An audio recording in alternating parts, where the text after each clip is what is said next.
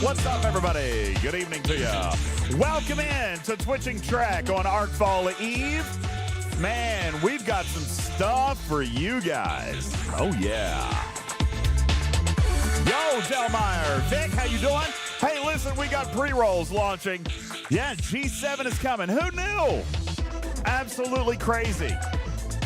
Absolutely nuts. G7 is here. I knew. Wait, how do you know I knew? That's ridiculous. That is hyperbole. That is circumstantial at best. All right, listen, we've got our normal pre-roll getting ready to kick over. We got 3 minutes, show starting in 4 minutes. You guys get yourself subbed up.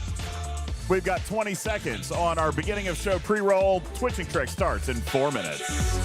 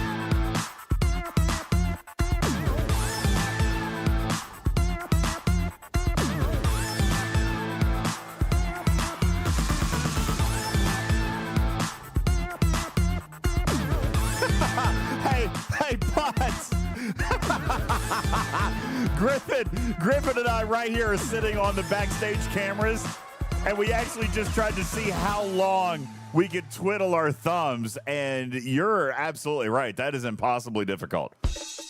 I tried for like a solid 30 seconds, and then my arms started hurting, and then he was bound, grit, and determined, and then I screwed up. My forearms. I was trying to twiddle my thumbs. That's weird. It's kind of sneaky hard, says Putz. It's kind of ridiculous. More exertion than it looks. Absolutely. I have bad form. Okay, well, that's possible. Good evening, everybody. Show starts. 45 seconds. Don't go anywhere.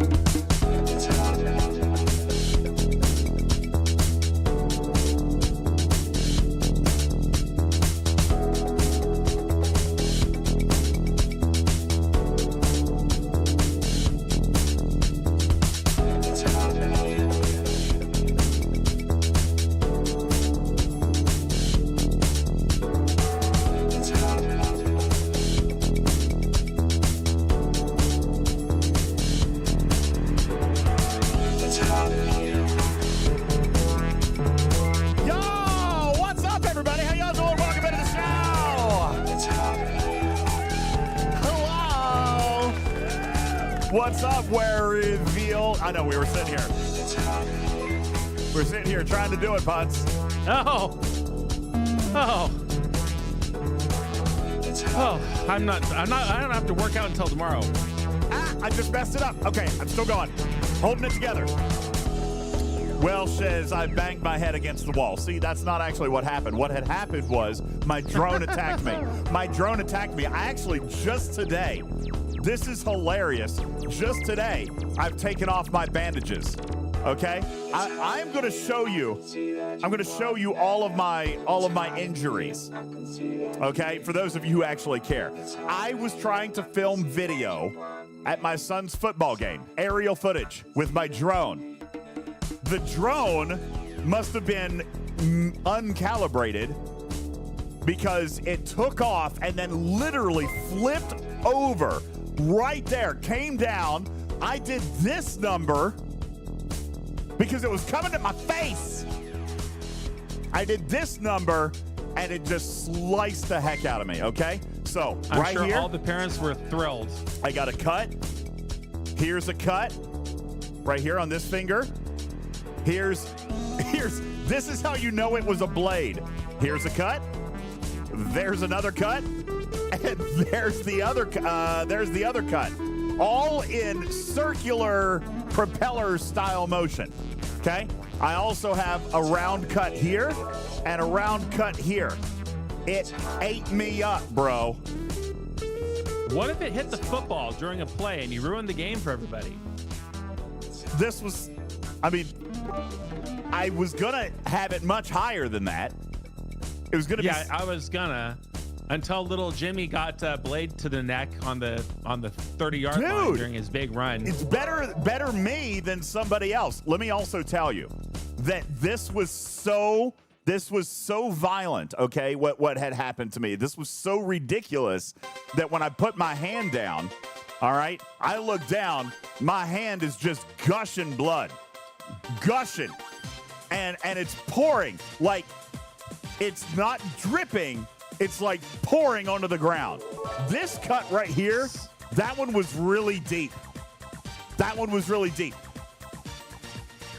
If I was predicting, Griffin, if I was using my superior intellect and my sure? Yeah. Are you sure you have that in stock? And my analytical mind to estimate how much blood I lost, I'm going to go back to when I predicted, accurately, by the way, that there was 14 inches of snow on my porch, and I'm going to say I lost at least 2 gallons of blood.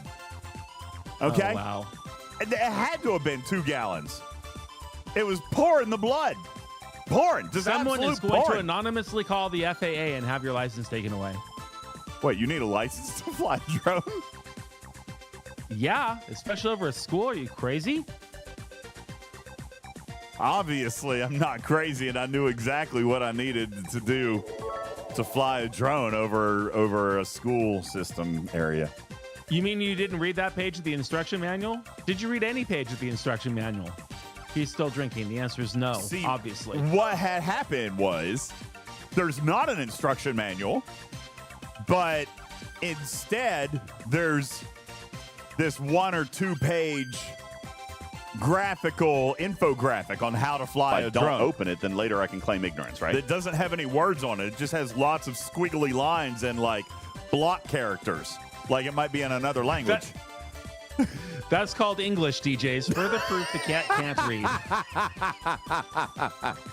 DJ, What? what is wrong with you? Right now, it's just the deep gouges on my hand, but they're healing, so thank you, Beck. I appreciate that.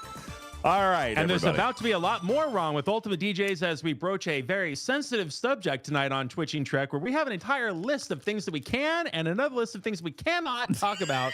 And I'm sure that'll be about 8 minutes before he screws that up. I am absolutely positive that tonight I am going to tell you something messed up. that I'm not allowed to tell you. For example, all right, let me just say what I was not allowed to do was to put that number 71 on my screen last night. See, that was a fail. It was not allowed. no. That was not I hate allowed this to stupid happen. game. Yeah. That was not supposed to happen. Okay. You want me to get the lists mixed up? No. See, I made plenty of notes. Cottontail says that was hilarious. Was it really, Cottontail? One list is printed on green paper for DJs, and one list is printed on red paper for DJs. Wait a second. If my drone is over 250 grams, it actually requires licensing? Is that actually, Well, you're that's- actually that's- telling the truth? I wasn't making it up. Yes, there is FAA licensing for drone operations. Oh, this is a huge drone. Like, I'm not even playing. I'll show you the drone on a future show. I'll show you. I did have consent to record the footage. All right, because it was their football game. Their athletic director has commissioned me for a documentary film video. #1. I am #1. Thank you. 37% of facts are made up on the spot as well. Thank you, Vic. I appreciate that. I've always agreed that 40% of stats are made up on the spot. Okay?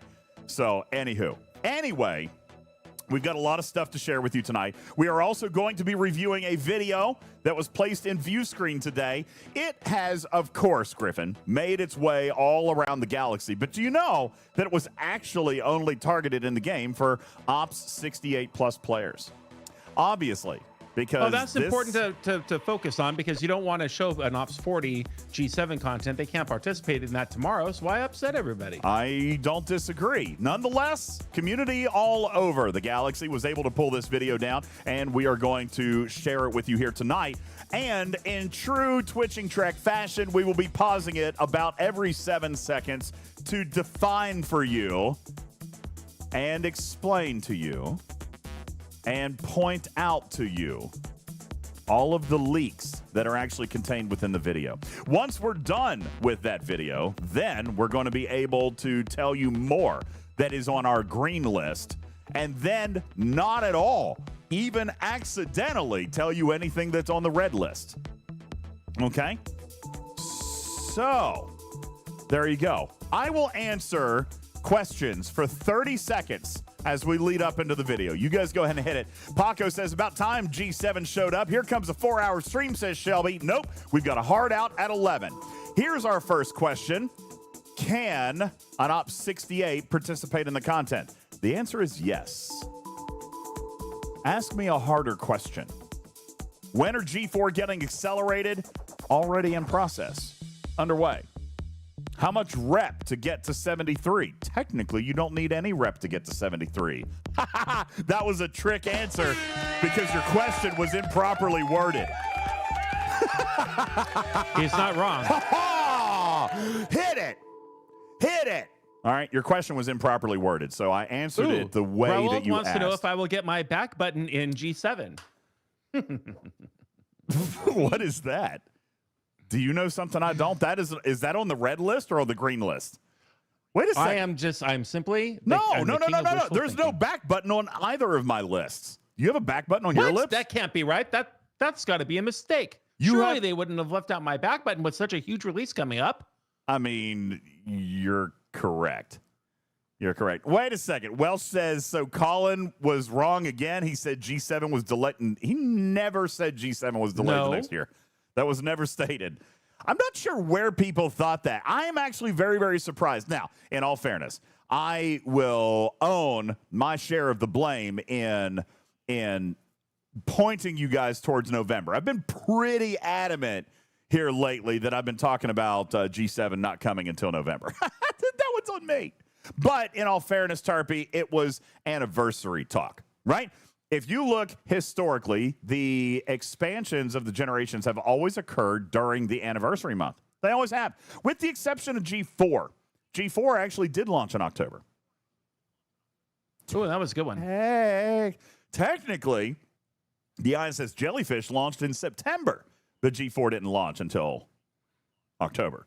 So we have definitely we've taken our share of the blame in deflecting you guys off till November. However, maybe you're getting confused with the fact that he said there would be no G5 scrapping. That is correct, Warlock. No G5 scrapping. Never once did he say that G7 would not be deployed in the year 2025. As a matter of fact, it has been on the docket for many, many months. How many months before G7 special resource packs are appropriately scaled? Canine Tooth. Whose definition by the word appropriate? I was curious. Asking yours or theirs? Yeah, yours or theirs. Because I can tell you, they are appropriately scaled the way that they want it to be. Okay? Whether or not you're going to want to spend money on them is completely up to you. Okay? Rose says, I want you to talk about new resources on the red list. Clearly, we can't talk about the red list, Ro. Not the red You list. seriously goofy person. Can't talk about the red list. How long until Griffin is Ops 80? Well, based on the progression of his vengeance, I can imagine it's going to be quite a while.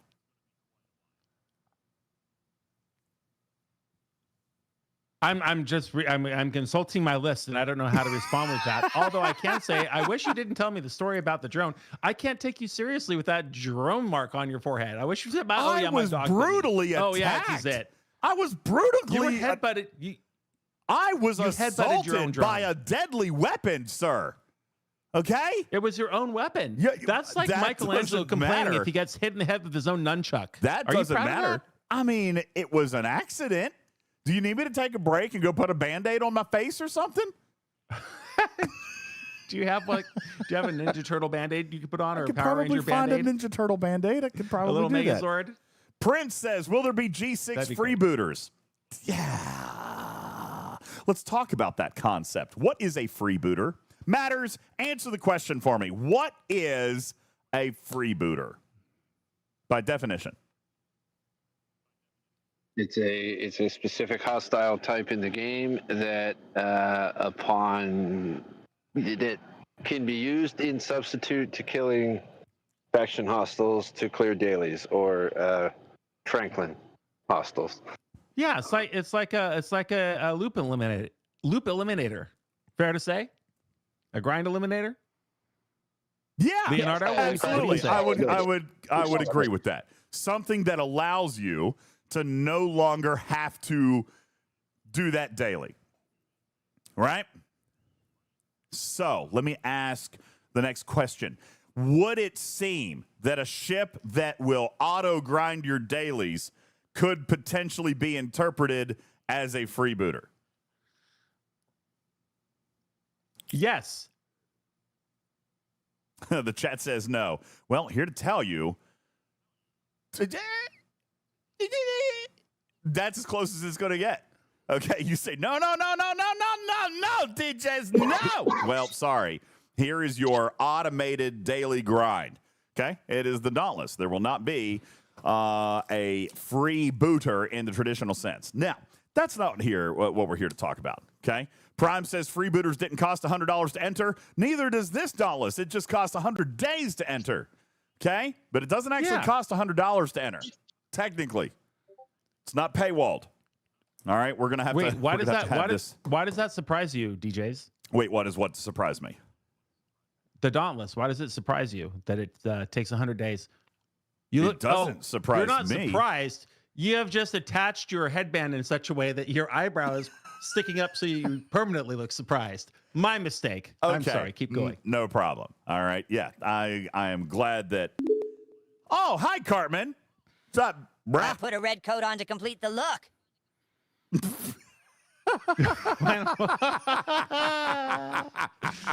I really mean it. That was actually really, really good. Thank you, Ro. That's very, very funny. Thank you for that. Okay, listen. No, the spot. The spot is still showing. There, fixed it. Oh, no. Okay. All right, guys. We're gonna watch this video first. We're gonna go into narrative design.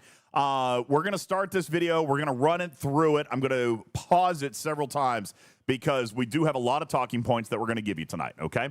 The first thing that we are going to do is touch in with narrative design. We're going to check out with head narrative designer Edie Long as they tell us a little bit about what... My favorite department, by the way, Edie, running narrative... Red list, green list. Which is an important part of the game that you all skip by. No, it's green. Edie is a part of the narrative team. My favorite part of the game, because it tells the story of continuing Star Trek that too many of you skip by and don't read the full thing. And I wish you didn't do that. If only there were a back button in case you accidentally, Edie, skip past one or two of the text messages because you're clicking a hostile and you don't realize that the messages have forwarded. I wish there were a back button. Maybe Edie will give you a back button. We can certainly hope that is the case. What we do know is for the first time ever, we've gotten some very, very clear narrative intent for what is going to happen with the core missions throughout G7. So, ladies and gentlemen, let's dive right in as we break into the margins. All right, let's talk about the G7 feature highlight in Star Trek Fleet Command. Oops. So the margins is this area on the edge of the galaxy. It's a bit No of picture. a No picture. Wild West I fixed free it. for all. Something very strange is happening there. So Oh, you mean you don't have picture? Okay, sorry. I have the picture. Go ahead. No, you're fine. You're fine. It's Go. fine. No, I'm good. You already made me stop everything. There's Edie. There's no Edie. talking while Edie's talking. All right. Coming back. There we go. Okay, Edie. Margins is this area on the edge of the galaxy. It's a bit of a Wild West free for all. Something very strange is happening there. So there's this mystery happening in the margins, and that's your first experience of it is Section 31 bringing you in to be like, there's weird stuff happening here. We need someone to investigate. It's like dimensional shenanigans. So there's I just saw something. What is this? Is that some sort of narrative design button? That looks like it could be some sort of button that might. I wonder what happens if you. I can't click it. That's not on my green list. That's not on my green list. We can't talk about that. Go ahead. Okay. Game on. Not Edie, available to take it talk away. to here this evening. there. So there's this mystery Red happening list. in the margins, and that's your first experience of it is Section 31 bringing you in to be like, there's weird stuff happening here. We need someone to investigate. It's like dimensional shenanigans. So there's this anomaly at the center that you're progressing through the story and the grade and like eventually getting to experience that. And you're trying to investigate like why it's happening basically. But the core of the story with G7, it's really more about like how the people are interacting with this, right? So we have like interpersonal conflict between these disparate groups who have conflicting ideologies and goals, and like how they're all handling this chaos. I want to, and I am going to back up and look at this, and I'm going to take this off so that we can be serious, because there is some really, really good stuff that I want to share in some of these videos. Now, first, I'm getting tangled. First, I want to point out some of the icons that you will see in this particular screenshot.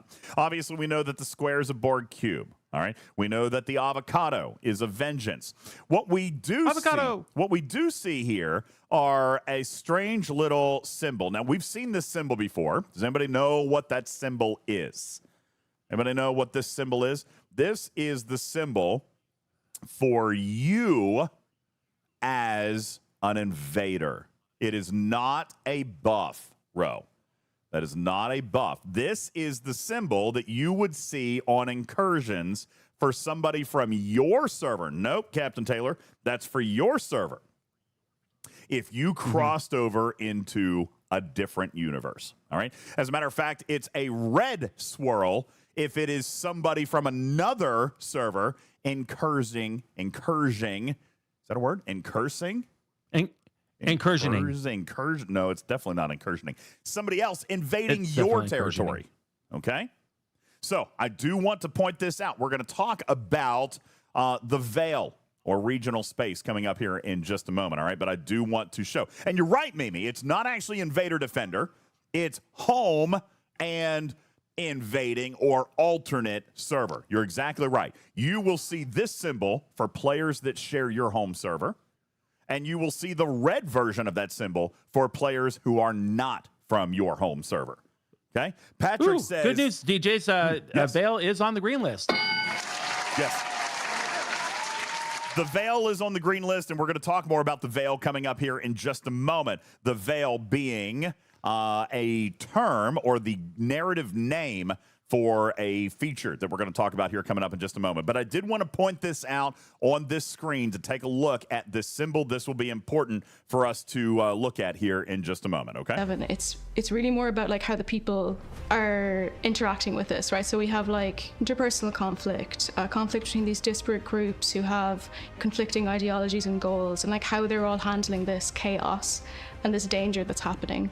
And it's kind of starting from this place of discord and conflict and trying to move towards unity, and all these people having this shared experience of this anomaly and this chaos and finding a way to come together despite their differences. Players are going to be able to come together, explore this new space, complete missions, send multiple ships in without having to bring their entire starbase there. So it's all right, very, very important note. For those of you who are so excited about being able to raid my base,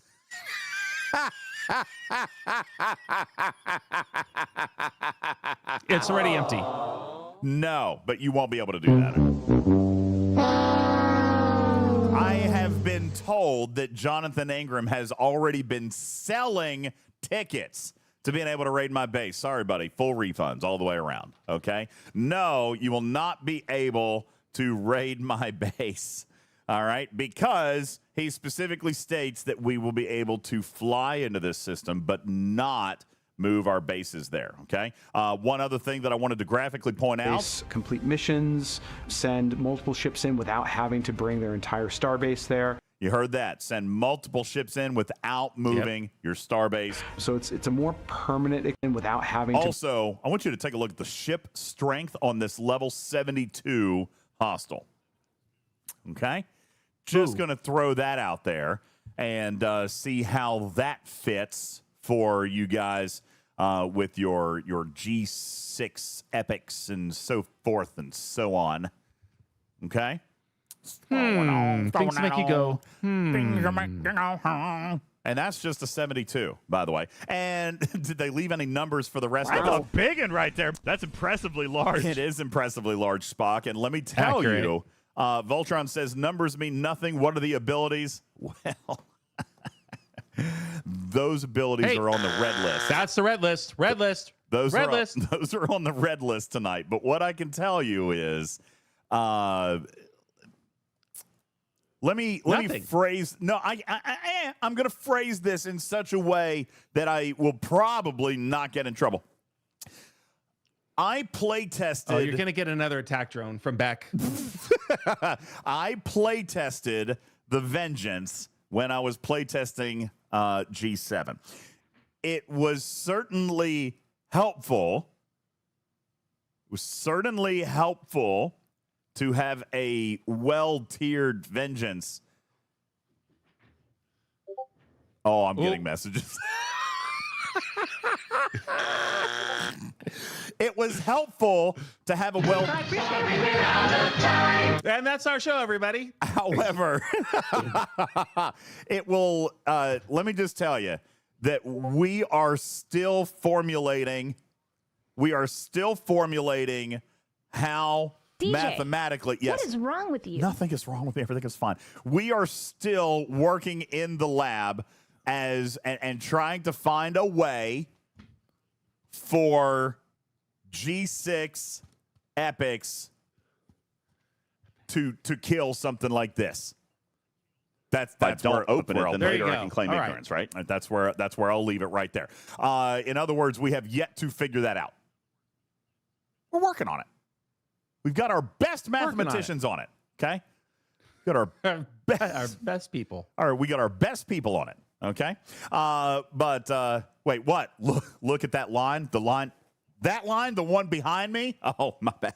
Sorry. Okay. Anyway, continuing. Bring their entire starbase there, so it's a more permanent experience, and something where we expect new alliances to be forged, potentially new conflicts to arise, but we're really excited to provide a new way for players to interact with each other. With G7, Can I answer this question in chat? I see this. Silvertab says, so you need to spend 55 grand to play in G7. First of all, no. We all know that the Vengeance only costs 40 grand. Okay? First of all. Second of all,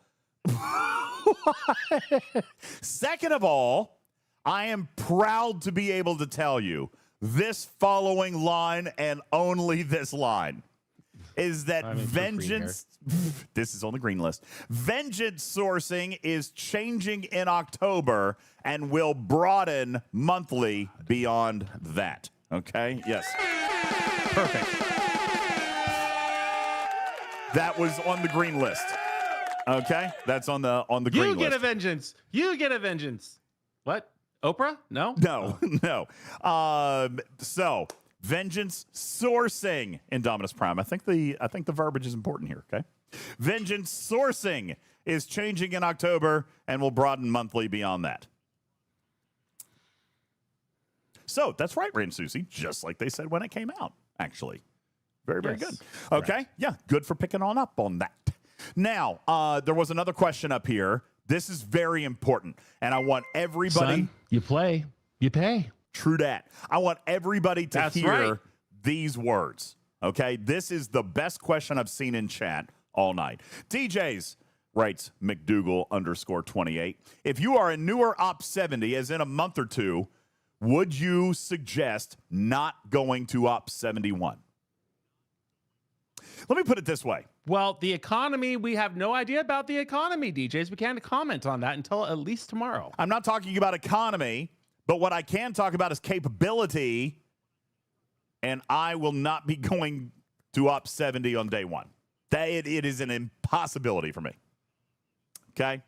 So it's an impossibility for me. We'll talk more about that tomorrow. That's right. The economy is on the red list for tonight. All right? We will talk more about that tomorrow. But I will tell you right now, as a level 70 at my current state in the game, and you guys all know what my account looks like, I am ill-equipped for G7. Well, you're also the third to worst G7 player in the game. We're G6 Op 70 player in the game, right? That's absolutely very fair. So, okay. That is true, okay? That is because I'm squishy. Statistically speaking, I'm not editorializing. It's on the spreadsheet.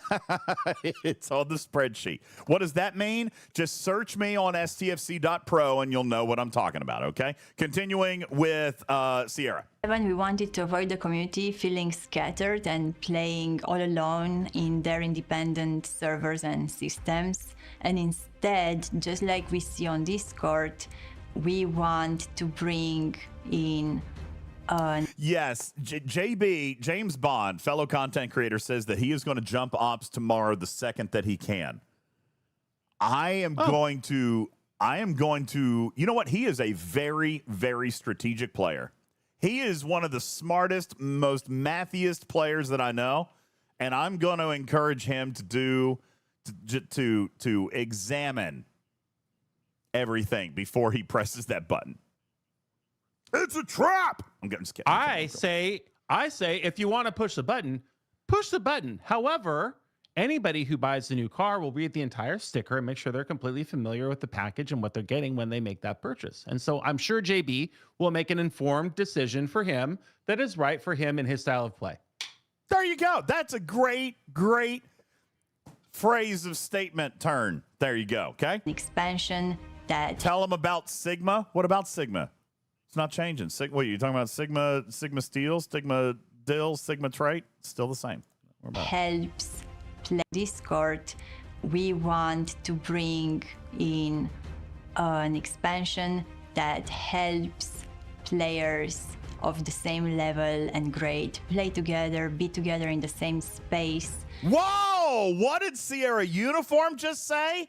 Hold on, let's back that up. That's important. Listen, lizard. Just like we see on Discord, we want to bring in an expansion that helps players of the same level and grade play together, be together in the same space as a catalyst to playing together, collaborating, establishing rivalries or friendships. So typically in great expansions, we have like a long... In other words, the most advanced leading edge players in the game will finally have their sandbox. I love that. They will finally have their sandbox, and they will finally be able to find out who is the least squishy of all. And there might even be a trophy involved. All right, I'm just throwing that out there. That, Shelby says, that is so awesome. I actually can't wait for that. I do believe that players are going to like this. All right, there has been talk for 5 years in the game, all right, that these players want to be able to test out their crews with each other and all this stuff. Carissa says PvP, who cares? Oh, I can tell you, there is a whole group of people who do care. A lot of people care. There's a lot of people who do care. All right, so we're going to talk about that. Do us plebiscites get to see the results? Well, I don't know about those results per se, but I can tell you that we will be able to share a lot of that information with you, and I can tell you that our buddies over at stfc.pro are going to be able to show us a lot of that stuff. Okay, so that's going to be a lot of fun, and we're going to. I think this is a feature that the leading edge players in the game have definitely talked about wanting for a very, very long time. Okay. Now, I don't know if they're going to, spend gazillions and gazillions and gazillions of trite just constantly beating each other up. We're going to have to find out. Okay. But they are going to have the ability to do that. While we're here on this screen, I just wanted to take a moment to point out that there are a number of ships on this screen that will indeed appear for the next 3 seconds in this video. Oh.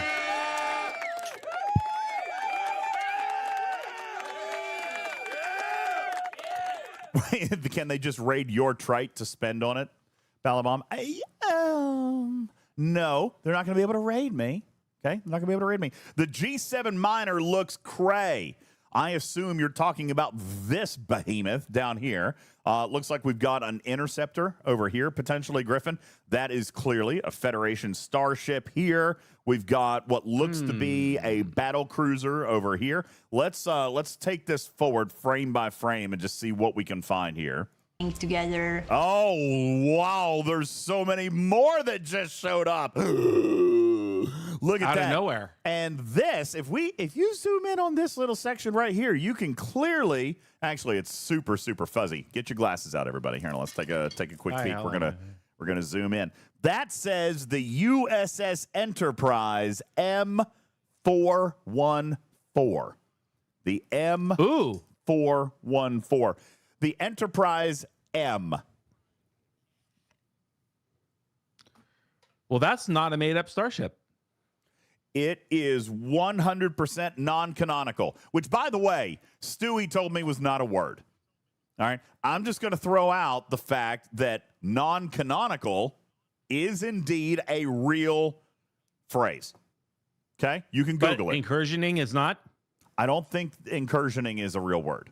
Okay? Who made you Webster's Dictionary? I'm just saying, I Googled non-canonical. All right? I Googled non-canonical. All right? Non-canon. That's exactly what it means, Sugar Red. Thank you. Okay? Joe says all the ships they had to pick from and they had to make one up. Well, here's the deal. Enterprises, I mean, we're running out of a few enterprises. Now, let's run this out, Ken Shadow. I love where your brain is at. M414. Could it be an anagram or some style of stylic graphing of the letters to equal Maya? Can I tell you that Maya is going to be absolutely freaking crucial to the storyline? How Which many of you you can guys now hopefully maybe read. Hopefully if you you'll read skipped it. Can I just ask a very quick question super fast? I just need to ask this question. Please tell me that there are at least a handful of 70s out there who have read their core story missions through 70. Please. Oh, yeah. Please, for the love of God, tell me that some of you have read your story missions. It's Snack great. attack. I mean, you're missing out half the experience if you're not. What are you doing? You're logging every day and collecting your come on. Guys, this story, first of all, the G6 story was phenomenal. Hey, Kern, thank you very much for the resub. Appreciate you. Yes, Forgotten Sect, there is a very important story. Delmeyer says, there are words in this game. Juby says, who's Maya? Oh, God. Oh, Lord. Jesus. Listen, personally speaking, okay, I am a huge narrative nut. Bubba Joe was a huge narrative nut. We've talked about this for years. You guys are missing a piece of the game by not reading these stories. Let me tell you, G6's stories were actually really, really good. Okay? They were actually really, really good. I enjoyed them. I'm not even talking about the arc. Okay? I'm not even talking about the arc. I'm talking about the overall generation. Ransusi says, so G7 is progenitor based? Not the same way.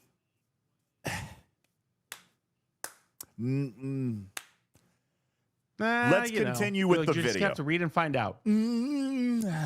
Collaborating, establishing rivalries or friendships.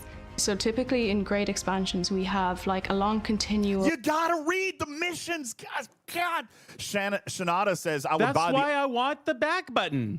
Wait, Shanada says I would actually buy the audiobook if they would make it. It's free in the game. Why are I'm telling you. You know what? Maybe we should do it. Hey, Scopes. I want the entire. Oh my God, we should do that. Stop. No, Stop. book on tape. Don't ask permission. Let's just start recording it. Shanada, would you watch videos of the actual missions? See, but that's going to require me to get to Ops 80 really fast. That's going to be. I'll do it. I'll do it for the team. Let's start recording it now. Look, Raul just wants to buy the back button. I agree. I would also buy my back button. See the T-shirts and everything. The campaign that I have been leading for a year, I feel has finally starting to come to fruition. Shanada says, "Hell yeah, if it's an audio format." We have to start from the beginning, go all the way from Ops 1 all the way through the core. You know how many hours of content that would be? I mean, really, truthfully. I would do it. Shh. Stop.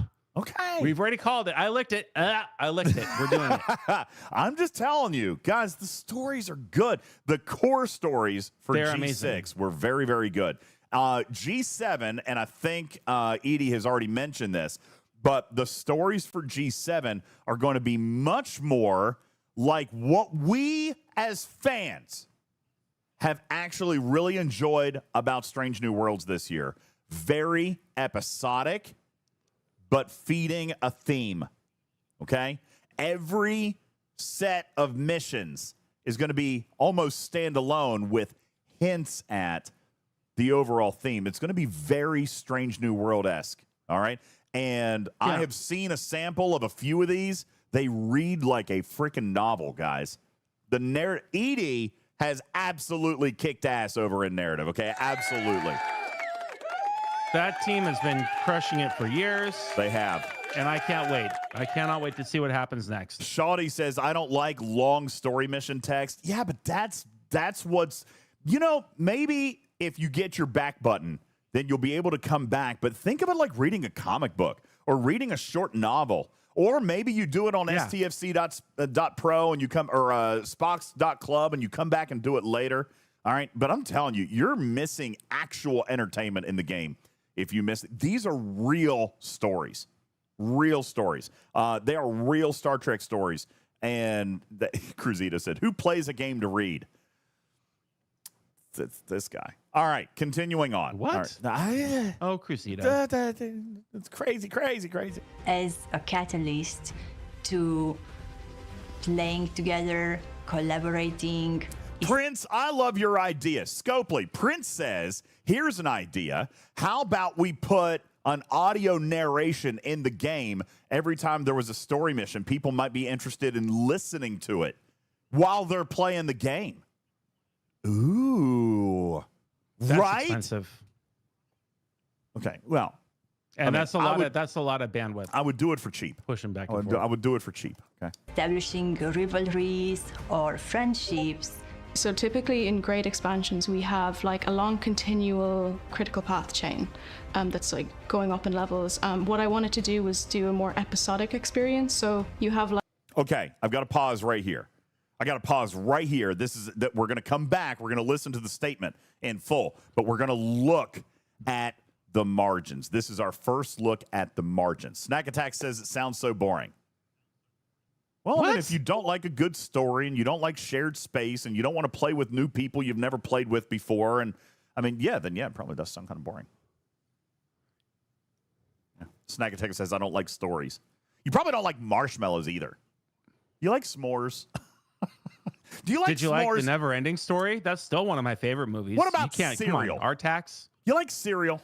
All right, cereal's delicious. You can't have too much cereal. Falcor, The Swamps of Sadness. You are stuck in the Swamps of Sadness. That is the problem. Oh, all right. Now, we get Falcor on. Let's talk about Hermes Nebula, a level 71 system that is in the margins. Now, let's read this. It's called a transit system. This system marks the border between the margins and the veil. Click View to access the veil and find new systems to explore. So let's talk about what we know about the veil and about margins. Okay. First of all, this space, the margins, this is, and I'm gonna actually fast forward because they show us a really good graphic of this later, and I'm just gonna pull up a screenshot. Okay. They're going to give you the entire view of the entire galaxy of G7. And I'm hoping to find it. Obviously, I'm not going to. Here we go. Right here, okay? This is the margins. This is the entirety of the visible piece. This is the margins, okay? You've got systems all the way around. You've got this weird entity right here in the middle, all right? But this is a scientific anomaly. The margin space is all the way around. As a matter of fact, if you look right here on the left-hand side of your screen, you can see the very tippy edge of G6 Romulan space. So this tells you where it's going to be, okay? Now, as we are looking at the margins, okay? As we're looking at the margins, we're going to see all these systems that surround this scientific anomaly. However, we're going to also notice that there are certain systems here that are notified or labeled as entry points to the veil. Okay? So this is your space, margin space. The veil is regional space. This is where you go to now play with anybody in the galaxy. Okay? Ooh. Meaning that if, as a G7 player, I wanted to go and finally beat K9 Tooth's ships, because he talks a big game, okay? Then I am going to go to the veil where I can run into K9 Tooth. I can run into Griffin. I can run into anybody else. And by run into, he means run into. Like, run into, him, like a bug on a windshield. Okay? Like the drone on your forehead. Just. All right. I will be able to go. That's right, Kirok. A place for the whales, if you want to call it that. This is what we're going to refer to as shared space or regional space. Okay? This is the veil, and you will hear Edie talking about this. This is what they refer to as regional space. Now, everybody is going to say crossover space, whale space. We're going to call it SeaWorld, okay? Whatever you guys want to call it. But I will tell you right here and now, anybody who complains about the whale zone, all right, clearly has never been one of those players who have always said that this is what the whales have wanted. They've always wanted to have a place where they could get together and play, okay? So I'm going to back up and show. We are going to, as a matter of fact, in the beginning of the video, we did show inside a veil system. All right, inside a veil system, because we see our little incursion symbol. This is how we know that we are in veil space, because we are actually no longer transporting our stations like we do in incursion. But we're going to leave our stations on our home server, and we're going to take 1 ship, 2 ship, 3 ship, blue ship, or however many ships you want to take. Those are the number of ships that we can actually take into the veil. Okay, so you can take 1 ship or all your ships, but your base will stay on your home system. And yes, you can base in the margin, but you cannot base in the veil. Vic says, would you describe this as Perma-arenas? I would actually, sure. It's more Perma-arenas than it is Perma-incursions, because you can't base there. Okay? Can you take an envoy? If your envoy can get to warp 2100, sure. Okay? Or more. All right. So I'm going to go back to the spot where we just were, and we're going to continue to play. Rose says, can I boost other server ships? I don't see any reason why you couldn't. That is not something that I specifically tested, but if it works in arenas, if it works in incursions, it is going to work in the veil. Okay? Blyrish says that would be the perfect space to put alliance stations for all players to dock. That's interesting that you mentioned that. So it's a more permanent experience, and something where we expect new alliances to be forged, potentially new conflicts to arise, but we're really excited to provide a new way for players to interact with each other. With G7, we wanted to avoid the community feeling scattered and playing all alone in their independent servers and systems. And instead, just like we see on Discord, we want to bring in an expansion that helps players of the same level and grade play together, be together in the same space, as a catalyst to playing together, collaborating, establishing rivalries or friendships. So typically in grade expansions, we have like a long continual critical path chain that's like going up in levels. What I wanted to do was do a more episodic experience. So you have like a bunch of 5 mission chains that each are like telling a kind of self-contained story that then feeds into the arc, right? And then also the universe design, so the multi-faction systems and the layout being more mixed and a bit more dynamic. With regards to the story itself, I would actually say like I'm trying to bring it back more to classic Trek. So what we did in our last expansion was very much boldly go. We had like Cthulhu level monsters, and we had this like massive universe-ending threat. This is what I'm talking about. This right here, what were they called? The Nameless.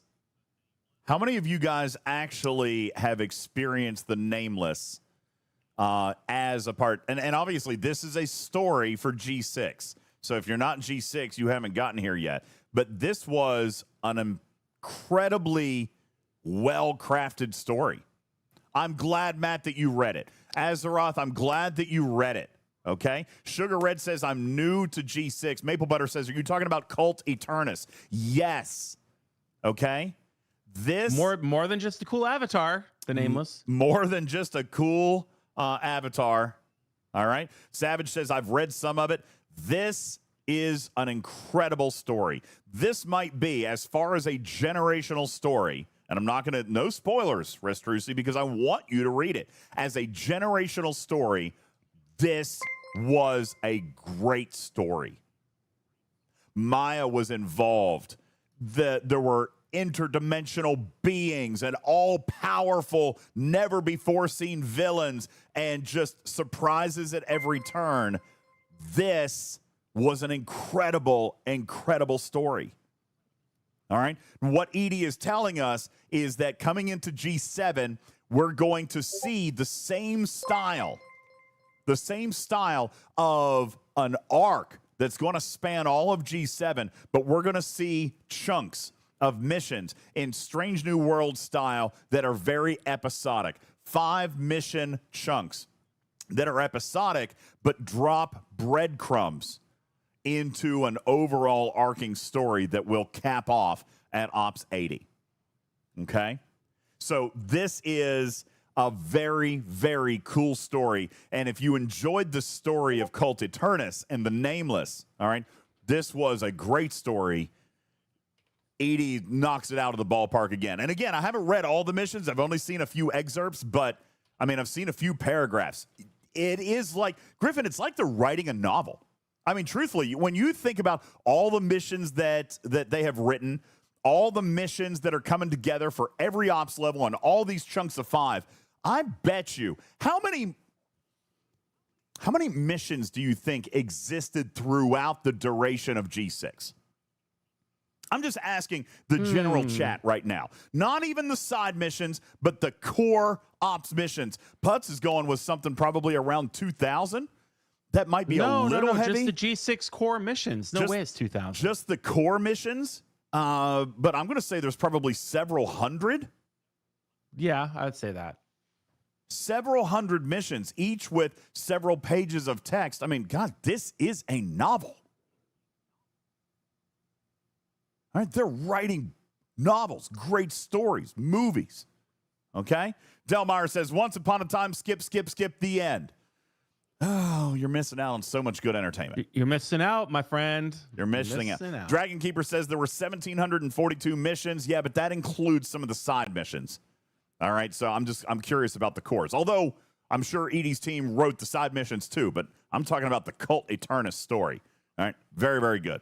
All right. Anyway, continuing on. This was a fantastic story, and it's going to continue in G7. Sending threat. In the margins, we have these dimensional shenanigans that is the background conflict that you're trying to solve, but really the story is more about the groups and how they're dealing with that and the socio-political situation. You know, we have like this conflict between the locals and the refugees. We have exploring synth rights. We have an interdimensional virus that causes aphasia. There's a lot of other things that are happening, and this like dimensional danger is more the backdrop. We had was that the phage? Incursions. And this aphasia, which is aphasia, which somebody help me with that. Isn't that an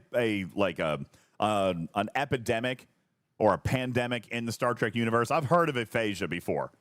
This was it the memory thing? I'm trying to remember what the aphasia was. The inability to connect thoughts to words, can't speak. Go ahead, Tarpy. Speaking, yeah, it's you can't speak. Okay. Aphasia means you can't speak. Yeah, that was like a pandemic or something that happened in the Star Trek universe. I don't remember what series that belonged to, but that was definitely something that we have seen. Was it in Deep Space Nine? Thank you. All right, thank you for that. A reference. It was also a reference in Picard season 1. All right, so that was very nice. That actually was a question because they said the synth rights. Synth rights. Synth rights. They're going to be exploring synth rights, which is Picard season 1. Absolutely. And not only Picard season 1, but Measure of a Man from TNG. All right. That the whole android or synth rights started all the way back in Measure of a Man, all the way back in the early 90s. Okay. So this is talking about Edie is talking about bringing back Trek, not in a whole movie kind of made up thing, a a made-up story or one overarching story, but we're talking about actual Trek stories, callbacks to Trek stories. And with this new space, this shenanigans that they call. I love the fact that they're finally adopting shenanigans, all right? These shenanigans that are the center of the veil system, or the center of the margins, okay? The center of the margin. You're not getting Discord notifications from me. Mine are silenced. I think it's Griffin, actually. Same. Oh, is That's it not Griffin. I'm checking mine. Yeah, all sounds are disabled for me. So it's kind of, yeah, it is coming from somewhere. Yeah, actually, I thought it was you Griffin? because pretty sure I got it. Griffin, take a screenshot. Wait, what? Take a screenshot of anything. What? Screenshot of what? Anything. It doesn't matter. Oh, that is See, Griffin. it's Griffin. I- Yeah, I know. Yeah. no, I'm muted. Hit it. Hit it. Hit it. Got you. Okay. Rude. Got you.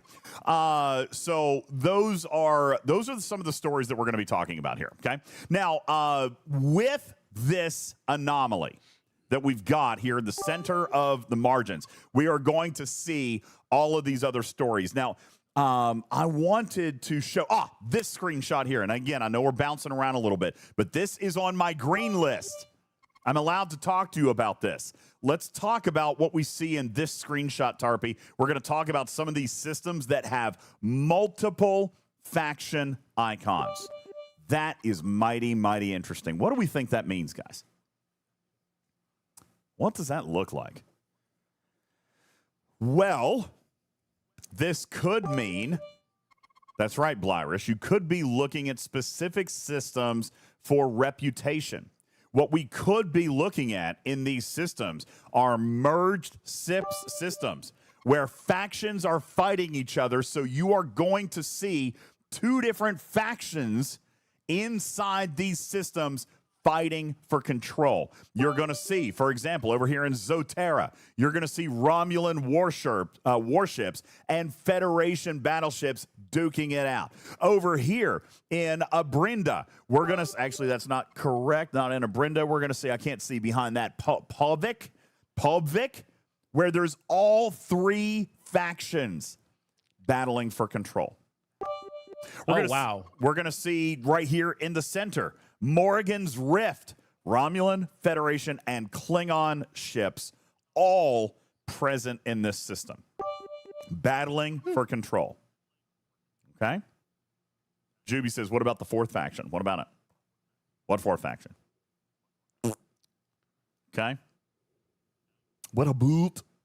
Right? So, yeah, Stradalorian, kind of a throwback to the Romulan and Klingon war systems from the original Amalgam days. We are going to see a lot of that, okay? We are focused on the three major factions, Romulan, Klingon, and Federation. We are not seeing any expansion of Borg or Augment in this particular space at this particular time, all right? But what you are seeing are these core factions, and this is where you're going to find those ships that are providing the rep. And oh boy, is it a lot of rep. Now, I am going to cross the line. Putz, there's a line way back there, so there's no sense in us stopping now. No. No sense in us stopping now. I'm getting a ghost. I'll be... Okay, go get yourself a ghost. Listen, this is not official released information, but you guys, at least a couple of dozen of you, have sent to me a chart that contains the reputation banding, or the assumed reputation banding, all right, for what is happening. Now, I'm not going to go into the whole thing, but I'm going to say that if indeed this is accurate, there's ads. Tarpy, there's ads. Why are these people not actually subbed to the channel? How does that happen, Lost In? How does this actually happen? That there is right now over oh my God, there is over 520 people. What's up? What's up, guys? Are you done trying to get fired yet? No. 9 trillion reputation. If it is accurate, 9 trillion reputation would be the first reputation band. Okay? Hey, that's iced tea lemonade. I'm very jelly. Okay? Forgotten Sex says it's almost like there's an Arc launch tomorrow. 9 trillion. Can anybody tell me very quickly what the max reputation is that you can obtain at this particular point in the game? I know. It's 500 billion. 500 billion. Holy crapola.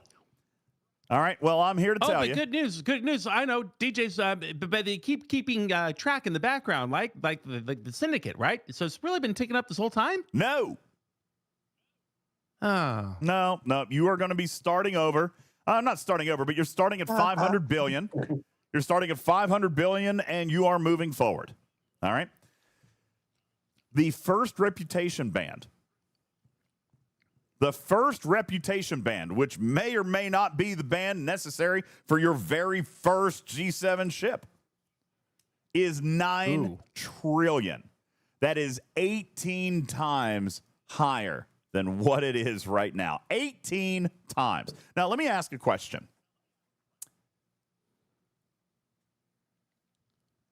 You know what? I don't need to ask that question right now. 18 times higher. Dragon Keeper says 1 week. Hey, Griffin, what tier is your vengeance again? Well, it's a tier 10. Oh, it's a tier 10. Okay, I was just curious. How many of these were you able to kill in the playtest? Let's go with 71s. 2. 73s. I got a red, I got a green. I don't know which list that's on. I'm just saying that reputation is not going to be quite as easy as you guys think it is. The people at my station, let's just say this. The people at my station, currently waiting at my station, like the commanders, the planters, gardeners, all them, they did not miss the Vengeance crew for very long. That crew was back pretty fast. They were back really quick. There were no need to write letters home. we didn't exchange presents over the holodeck. No, they were back. It was a short 3-day mission. It was really short. They were back pretty fast. Yeah. Guys, 9 trillion reputation. If by chance that proves to be accurate, okay, 9 trillion reputation.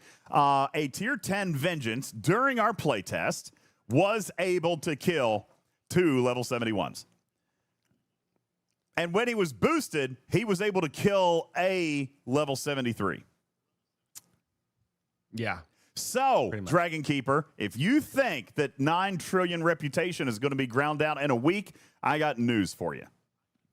Well, hold on, because that's an economy. Not that we can't talk about the economy, but we can't talk about the economy because you haven't seen the economy yet. How much rep are you getting per hostel in these new spaces? It could be a lot. Definitely higher. It's definitely higher than what it is in the mirror universe. But you know what the Veil space doesn't have that the mirror universe does have? Ooh, what's that? A new Dauntless for auto-grinding reputation. Oh, you see where I tied that? That's on the green list. You see how I did that? Oh, yeah. All right. Very good. Thank you. Dragon Keeper says, I'm telling you, it won't take that much time at all. Positive. I want to lay positive energy. I want to lay a bet right here, right now. I want to lay a bet, Dragon Keeper, that you What's that bet? Can't get 9 trillion rep in a week. Come on, take my bet. I will bet you $500, Dragon Keeper. 1,000. I'll bet you $1,000. You don't grind. But Banished Lord says, bet me 2,000, DJ. Doss says, hold my beer.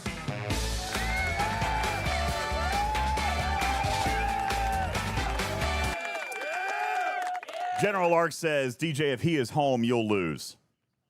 I'm here to tell you, no. Dragon Keeper doesn't own enough Sigma Trite to make that happen. Well, the daily hostile grind cap has also been increased. It has been increased up to 2,500. All right. That's right, Dragon So Keeper. You're on call out right now. I'll bet you $1,000 you don't get the 9 trillion in a week. Banished Lord says, I'm putting in my PTO right now. You guys going to pay me $1,000? Wow. You going to pay me $1,000 if you lose?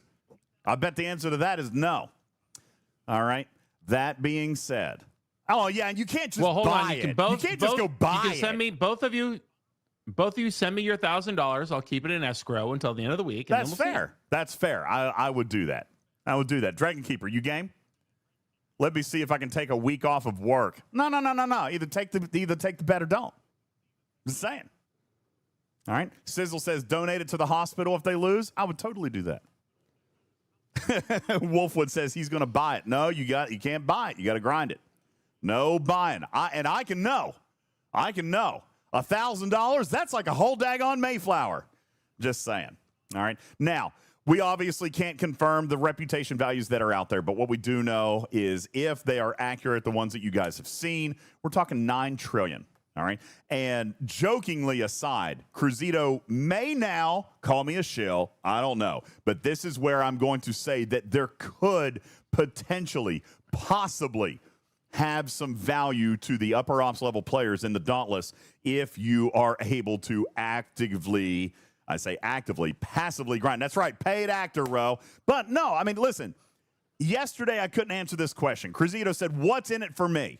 And I even, in fairness, said, Tarpy, we had this conversation. What does the Dauntless bring to a late G6 player? Not a whole lot. Except now we see 9 trillion for the very first rep band. See what I'm saying? Yeah, that's no joke. You're gonna want to be popping a Welch's Scrape Ghost Energy throughout the night. You're going to want to be getting up periodically and resetting your new shippy whippy. By the way, we did a little bit of digging. On that cap. On the activation cap. Yes, we did. We did a little bit of digging on the activation cap. Lube is right, but only at max. So the way that it works is it will hold 3. Oh, hi, Winnie the Pooh. Oh. Uh-oh. I wasn't giving important information. What? So you're telling me the G7 uncommon ship for Fed is the Stargazer and not the USS Friendship? People, I am calling for a general strike. Rise up and get me my ship. All right. Yes, I agree that the USS Friendship should have been involved in this release. You're going to have to take it up with the higher ups. Okay. You have to take it up with the higher ups. Now, Winnie, it took me 2 years to even remotely think about getting a back button. So I don't know who you are to be cutting in line. Just because you're a lovable bear with no pants doesn't mean that you just get what you want by a snap of the fingers. Daggone right. All right. Now, just very quickly regarding the Dauntless, and I'm only going to mention this very, very quickly. Your cap, all right, is going to flex with the tier of the ship. In other words, it will hold 3 days worth of drip. All right. So at tier 1, your cap will be 300. As you increase the tier, at tier 15, for example, the cap is 1,200 because your daily drip is 400. So it will hold 3 days of whatever your daily drip is. Okay. I don't know what it is in the middle. I know at tier 1, it'll be 300. At tier 15, it's 1,200. That being said, do keep in mind about this overclocking thing in the very beginning because you're going to get an activation gift of 600. So it's going to immediately put you over your cap as a tier 1. So you're going to kind of have to use that right up front. Okay, just so you guys know. All right. So that was the update on the Dauntless that we were talking about the other day. I want to go back to the video and continue in this conversation. Winnie, what? Wait. The space loos like a bunghole. Can't even and spell. We have margins to edge. Oh, God. And I only now just decided to slap on this sticker. And Okay.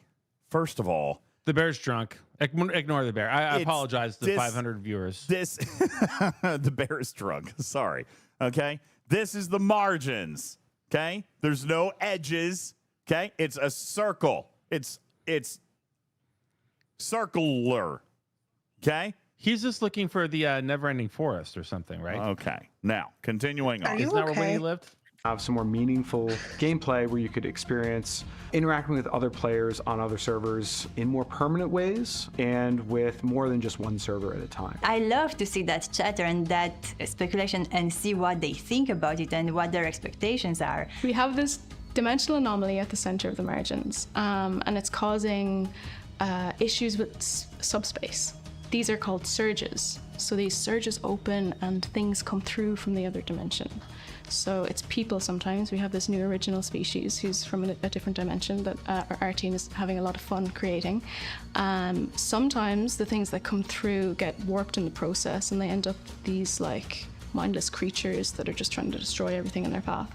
So you're trying to close these surges, also figure out why they're happening.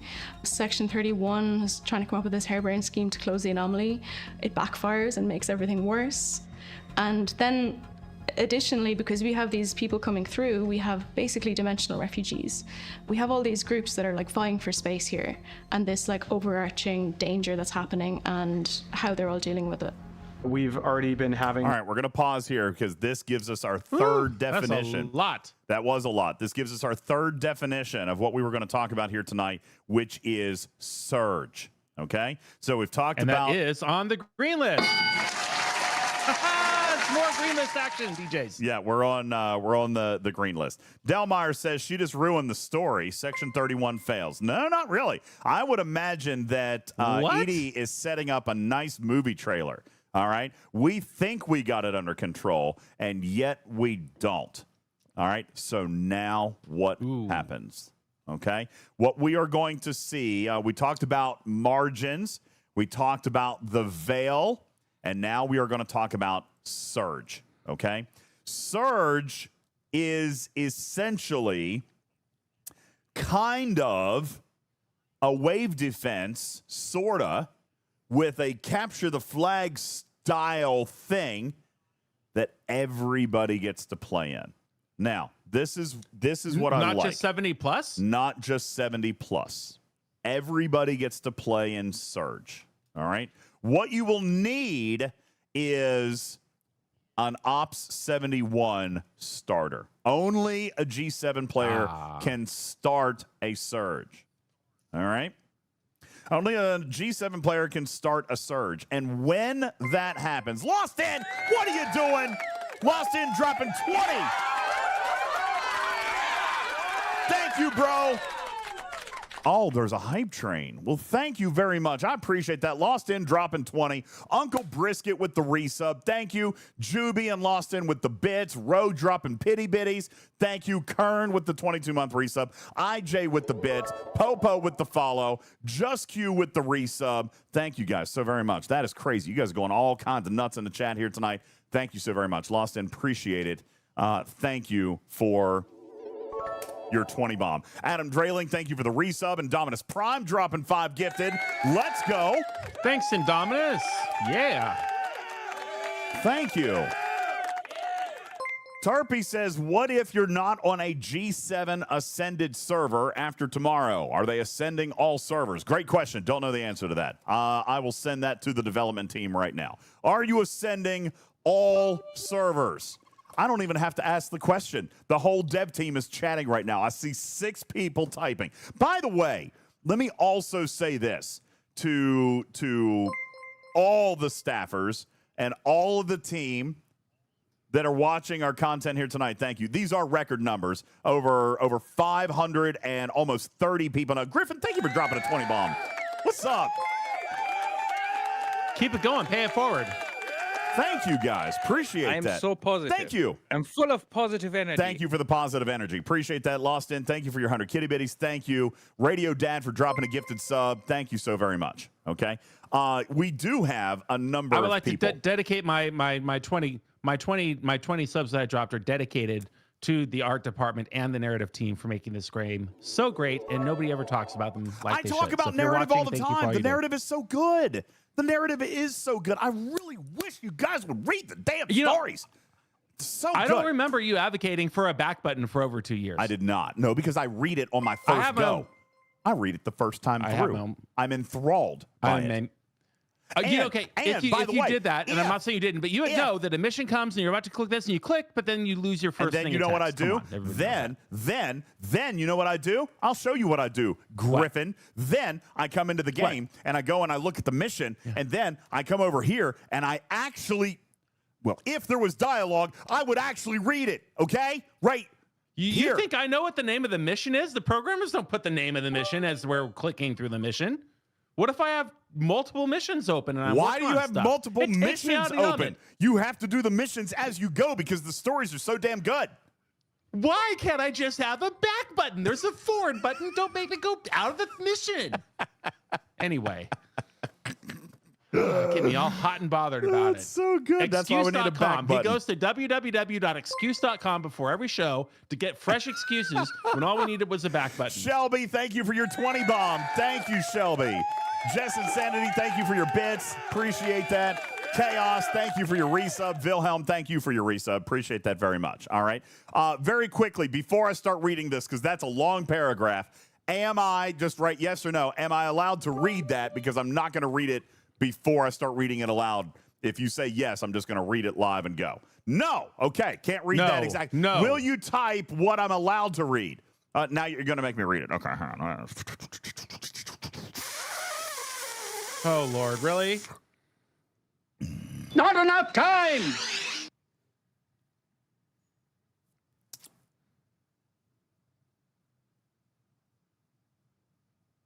Okay. See, that took me a long time to read that.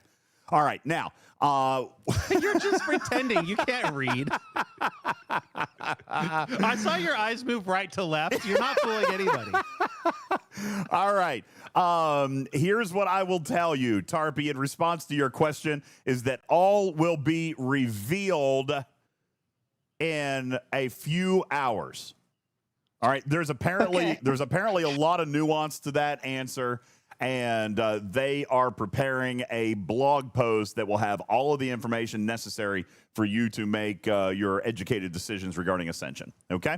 But we will talk about it all on Talking with Cars with DJs at 8 a.m. Eastern Standard Time on Discord. Shelby, I can't actually tell you right now because literally there are dozens of Scopely employees watching my every move right now. All right. Hi, guys. Hi. We're literally surrounded.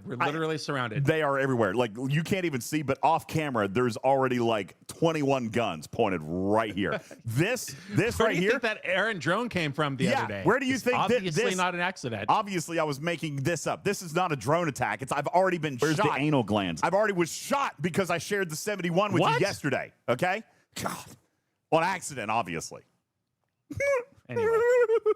All right. Are any of the Scopely employees in the room with you right now? Vic, yes, there's 3 of them right over there. Right there. Those are just I think the that mice. They've anytime been they there for include years. the They letter don't work for D in Scopely. any currency or ship, it's just bound to be misused by this podcast.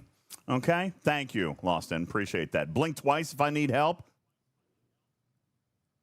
That's messed up. They're everywhere. They're all over the place.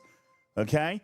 That being said, we will be able to provide you. They're all very nice. If I don't open it, then later By the I can claim ignorance, guys, right? there is 30 seconds left on a level 6 hype train. Thank you guys so much. You guys are incredible. Thank you. I really do appreciate that. I hate this stupid game. that clip will never Lost get in, old. quit trying to get us in trouble with these sound bites from 5 years ago. Seth, oh no. DJ. Yeah. What is wrong with you? All right, and right after this one is for Beck. Thank you, Seth, in advance for your 500 kitty bitties. Appreciate it. And oh my gosh, my name is Beck, and I like plants, and I'm a valley girl, and listen to me do all the things on a DJ show. It's still DJ I am show. so positive. I'm full of positive energy. All right, Lost In, thank you for another 20 bomb. Thank you so very much. Seth, thank you for your 500 kitty bitties, and that resets the clock. Thank you. Level 7. Bananas. B-A-N-A-N-A-S. That spells bananas. Griffin with another 20 bomb. Oh my God, are you guys fighting? Are you guys fighting? No. Oopsie. Let's go. All right. So lots of stuff happening over here in the chat. Thank you guys. If you're one of the 500, oh my gosh, the number's even higher now. What is that? I can't even add that high. Shelby, thank you for dropping 20. I can't even count that high. Where's my calculator? There it is. I've got to do some math because I can't even do this math, Tarpy. What is 375 plus 158? That is 530. You're asking the wrong person. 533 people in our live audience. You guys must be excited about G7. That's a big one right there. Hi, That's everybody. impressively large. All right. I do want to go back into the video. I am very excited. I am very excited for that ship. I'm telling you that right now. That ship I is will gonna rock. blow anything you ask me to blow. For the love of goodness, that is not my voice. Okay, that is not me. That I said that What? never. I never. Why would you ever say that? I did it. I am That's so AI. positive. I'm full of positive energy. That is AI. Oh, we got a raid. It's true. Hippie, Raid incoming. what are you doing, hippie? Hi, Drew. Hello. Hi, Keymad. How are you? Look at these numbers. We've got now Hey, it's even everybody. higher than 530. Listen, we're talking about crazy stuff in here. Thank you very much for rating in OG Little Hippie. How are you? She was dressed as a Pokemon. Is that what you call it? A Pokemon? 375 The Pokemon plus Go? 161. 375 plus equals 161 the equals Not under 16 content creator. 16? Really? Oh my God! Now there's a. Okay, now you get a sticker party. All the stickers are free. Guys, we're gonna come back. party? We're gonna come back with more content in 60 seconds. I know this is annoying. Do use this time to go pee. Maybe you need to go pee, or you gonna get a bag of popcorn. All right, you do that. And hit Griffin. Hit Griffin with all of the stick. Where'd he go? Hit him with the lizards. I'm right here. Lizards. I'm right here. Don't hit give him me with the the lizards. lizards. Bafty. Lizard. Bafty. I know, Schwag. This is so bad. You want me to send everybody to commercial break right now? Yeah, please do. I can send everybody to Immediately. commercial break right now. All right, that way when you come back, maybe all this shenanigans will be over. G7. Shout it's out, coming. shout out G7. server 201. What's going on? No, okay. Drew says no ads. All right, fine. No ads. Guys, we can't do a free ship giveaway yet, Bedside. We're only at level 9. But you're right, guys. 4 minutes on the clock. Lost In just dropped another 20 KA knowledge. Thank you for your gifted sub. Drew Marolia, thank you for the follow. Appreciate that. J-Babes with the 300 kitty bitties. Guys, we're 19% through a level 9. Only 49 subs away. And we're going to give away a $100 pack on this show right here. Rand Susie says, And where are we'll stickers? like it. Yeah. How about that, Broken Wolf? Thank you for dropping a gifted sub. Now 48 subs away. We hit that 48 subs. We are giving away a $100 prize pack on this show. There it is. What? Shelby, thank you for dropping another 20. Too large. Happy birthday, Drew. Sorry, you can't see me because of all the lizards on my screen right now. Night Dipper, thank you for your 500 kitty bitties. Lizard. Thank you very much for that. Appreciate it.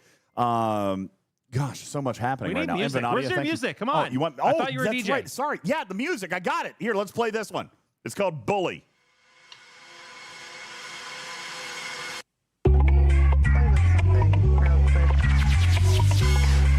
You're welcome, Mobius. Crushin', thank you for your 39-month resub. Guys, 4 minutes on the clock. Oh my God, there it is. Lawson just dropped 30 gifted subs after Shelby did 20. Thad dropped 200. Crushin' with the resub. That's a level 10. Guys, we're giving away $100 here. Let's go. I like it. Ro says, please, someone give me a sub. All right, somebody, Ro needs a sub. All right, Tony Rome says, let's go. I'm too busy drumming.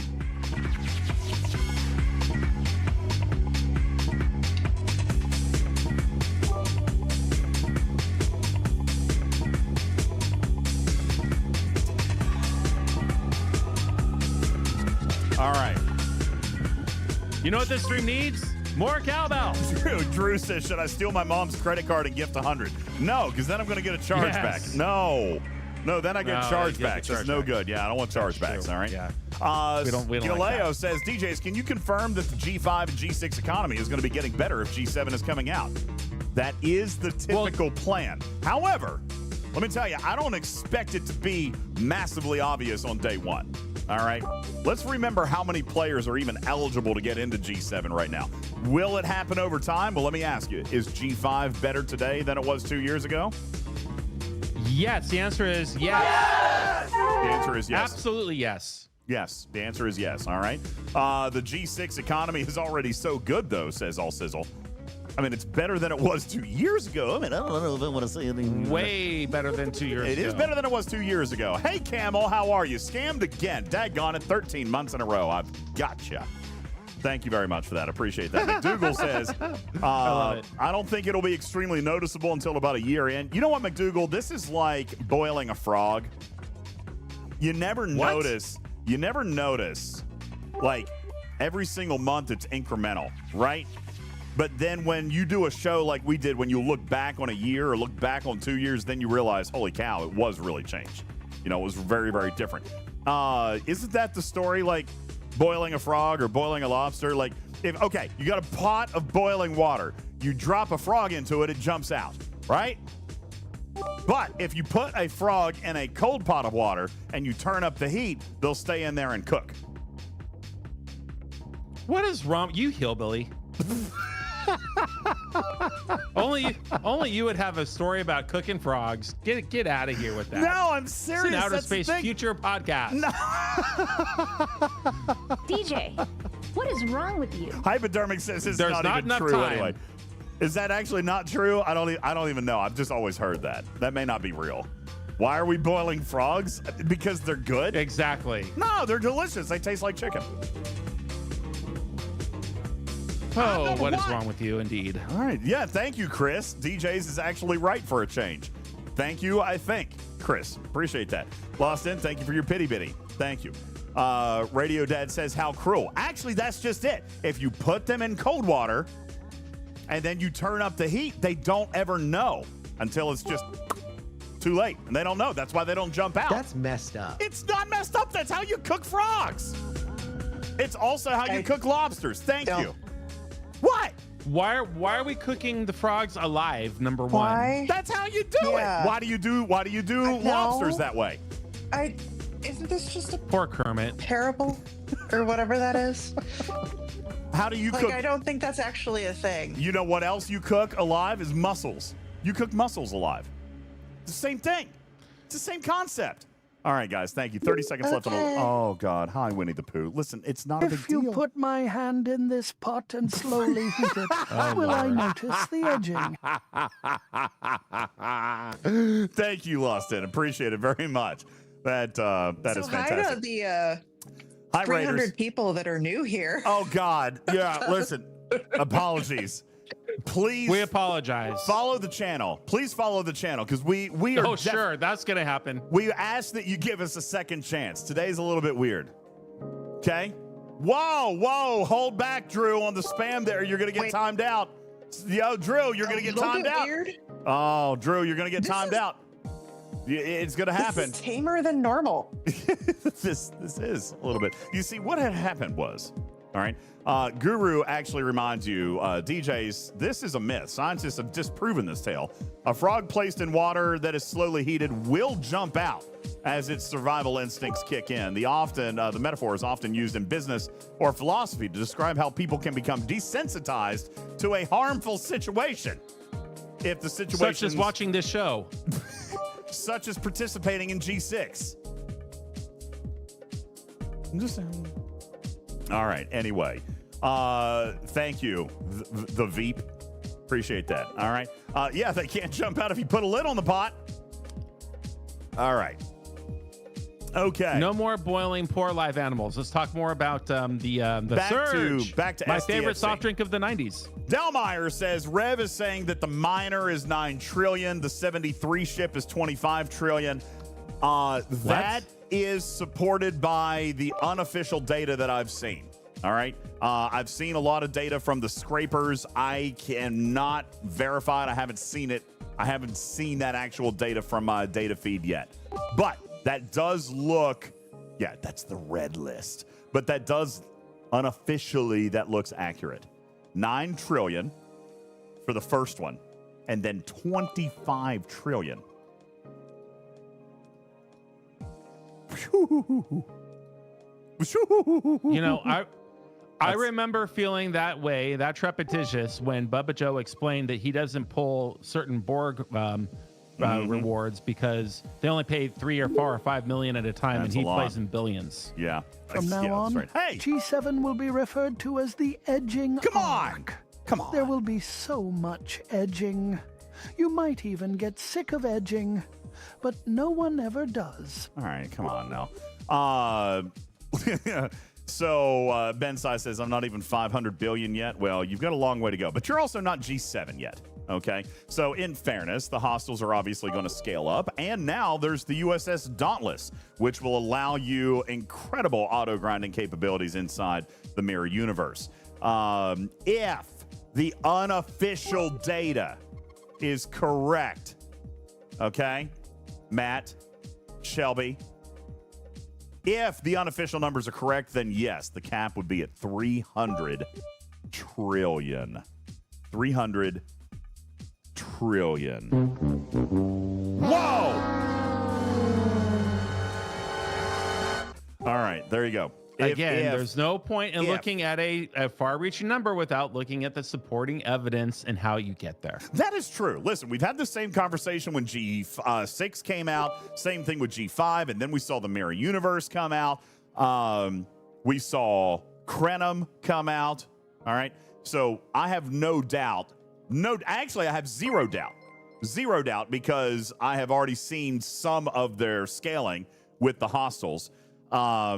It is going to be significant, all right? But there's definitely a barrier to entry there, okay? And when I say barrier to entry, this is what I was talking about. Is your account, do a checkup from the neck up. Is your account ready to go, all right? Mine, for example, is absolutely not, okay? Just throwing that out there. We're going to continue with our video here so that we can try to get through the rest of this because we've still got 3 minutes left on the video and only an hour in which left to do it, so... Well, that's about right. Yeah, they're just pacing properly. Close these surges, also figure out why they're happening. Section 31 is trying to come up with this harebrained scheme to close the anomaly. It backfires and makes everything worse. And then additionally, because we have these people coming through, we have basically dimensional refugees. We have all these groups that are like vying for space here and this like overarching danger that's happening and how they're all dealing with it. We've already been having some closed beta tests with some players to be able to kind of feel out the experience, see exactly how seamless it is, see what we need to improve. And we've gotten a lot of great feedback that players are really excited to try out, some new strategies or go up against some of the people that, they may have been talking with on, shared discords, things like that. So we're really excited to bring this, to the audience and to be able to interact with, a group of people that you might talk to in the community, but never actually get to see face to face. We've talked so much about this expansion, and we have something as well for players that are not quite there yet. And that is called Surge, which is a feature, just like an event, where players, alliances get together in a casual way and do a hostile hunt. The Surge is started by a G7 player, but you don't have to be in that grade. You can be 6, G6, 5, 4 in order to join. So as long as the G7 player starts it in your alliance, you can go there, have fun with your alliance, show up, which is very important for admirals, for alliance coordination, to show up, be there, show that you're present in the game and care about your alliance, and you do this activity together. All right, I'm going to pause right here so we can go back and look at Surge Space. So first of all, we are going to see a new section of space. Okay, again using familiar landmarks. We're going to see solo wave defense over here to the east. Further to the west, we're going to see Surge Space. Okay, Lawson says those look like edges. Okay. Well, I mean, you're technically not wrong. Yeah, this is Surge Space. What is happening here? Oh God, hi Beck. No. OMG. What? OMG, OMG, No, guys. what? Who cares about the new quote unquote expansion? Yeah. When K-pop Demon Hunters was on SNL this past weekend, It was very exciting. doing a quick live appearance. It was awesome. I'm going up, up, up. It's our moment. You're no together. We're golden. Gonna be golden. Thank you. Very well done. Thank you, Seth. That was nice. Somehow, Beck, I think that you could sing that a lot better. I than think your you did a speaking great voice job there. right there. That was fantastic. All right. Now, you are going to see surge space along this this western border, okay? Surge space is this new alliance feature, okay? So what you're going to see is that an Ops 71 plus player must indeed actually begin the surge. Okay? It's going to cost this surge token, if you will. All right? This veil shard is what they are called. All right? So I do want to point out that this indicates that these veil shards are only going to be available to G7 players who are grinding, yep, you got it, in the veil. Okay, so going into the veil is going to earn you the veil shards necessary to start an actual surge. Okay? Surge. Okay? I'm being told right here. Here's a piece of the mission chain that you are going to see as you progress into the veil. All right. This trading station seems pretty quiet. Must be a well-kept secret. I have expected someone to turn up and take the veil shards out from under our noses. So this tells you that you are going to be able to earn some, probably through an early mission, but there will be opportunities to earn more of those as time goes on inside the veil. And those veil shards are what you're using to start a surge. Squad, you are absolutely correct in that once a surge is started, that essentially opens a rip for all other players that are, if I'm not mistaken, Ops what plus? Sorry, devs, I don't remember. I'm pretty sure it was 45 plus, but tell me if I'm wrong, because again, there's like 15 of you guys watching. So 45. Okay, it is 45. Thank you very much. So, max occupancy, the 100% capacity of your alliance. Wow. Let me say that again. As many members that are active in your alliance can show up to participate in the surge. What this surge is essentially the most mind-boggling, wild, crazy, timed wave defense kind of thing. It is whack-a-mole. That's a good way. That's a good way of describing it. Whack-a-mole. Okay?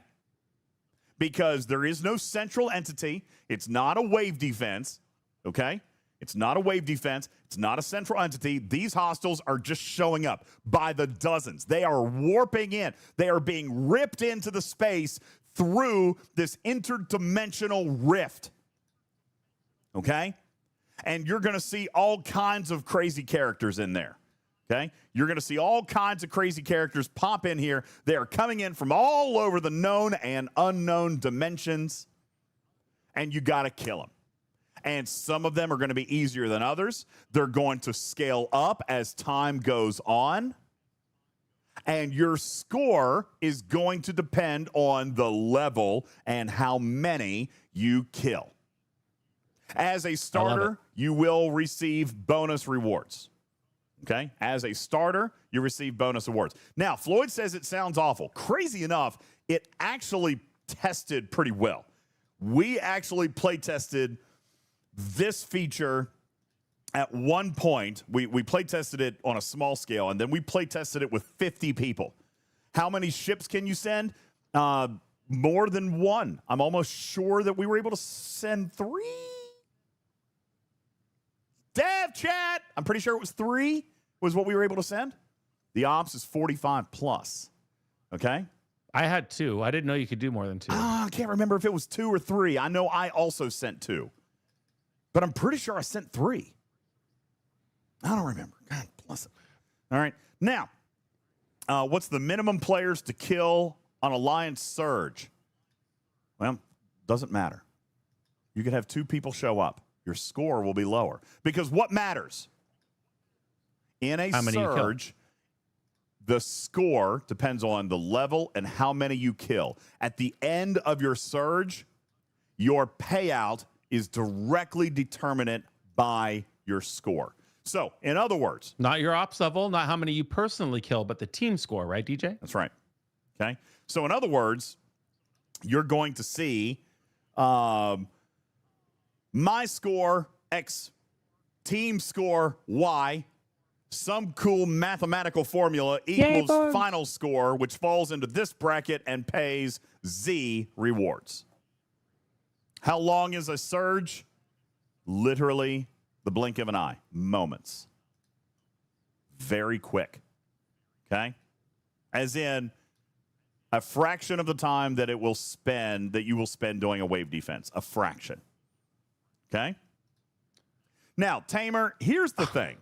You say, just release G7 to keep it simple, except nobody has ever asked for that. Literally. Also, G6 have been complaining for 2 years that G6 was too simple, and there was absolutely nothing for them to do. And furthermore, Strange Tamer, what if you're in Ops 47 and all you're seeing is all this fun new news about this G7 that you're not going to be able to participate in? This is something that everybody in an alliance, Ops 45 and up, can participate in. And from one player who's actually participated in this, seeing it work beautifully and how fun it was, just I can imagine having my 100-player alliance doing a surge and how high the score can be, and then talking about it and seeing how we can beat that score and go again and again and get better and better. This is a great universally good feature that every player Ops 45 and up is going to really enjoy participating in, dependent upon the awards that are associated with participation, which I have yet to see. We're not talking economy tonight. The feature in and of itself is a lot of fun. And if you're an alliance that's looking for something to do together other than just another ALB, I mean, this is a good, honest to God, good feature for everybody to have fun in. As long as it works. Now, I have been saying for the last several weeks that I was very intrigued by the feature. You guys have heard me say this. I'm going to go ahead and reveal it to you now. I was absolutely talking about Surge. I am very intrigued by this and how it works. Okay. However, I agree with all of chat right now that says, man, are we talking a lag fest? I mean, are we talking 100 people with multiple ships? We can't even get an arena to work properly. Okay. Where this is what I've been talking about. I feel like it's ambitious. I feel like I like the game design and I like how it play tested. But seeing this in a live application. Let me get this straight.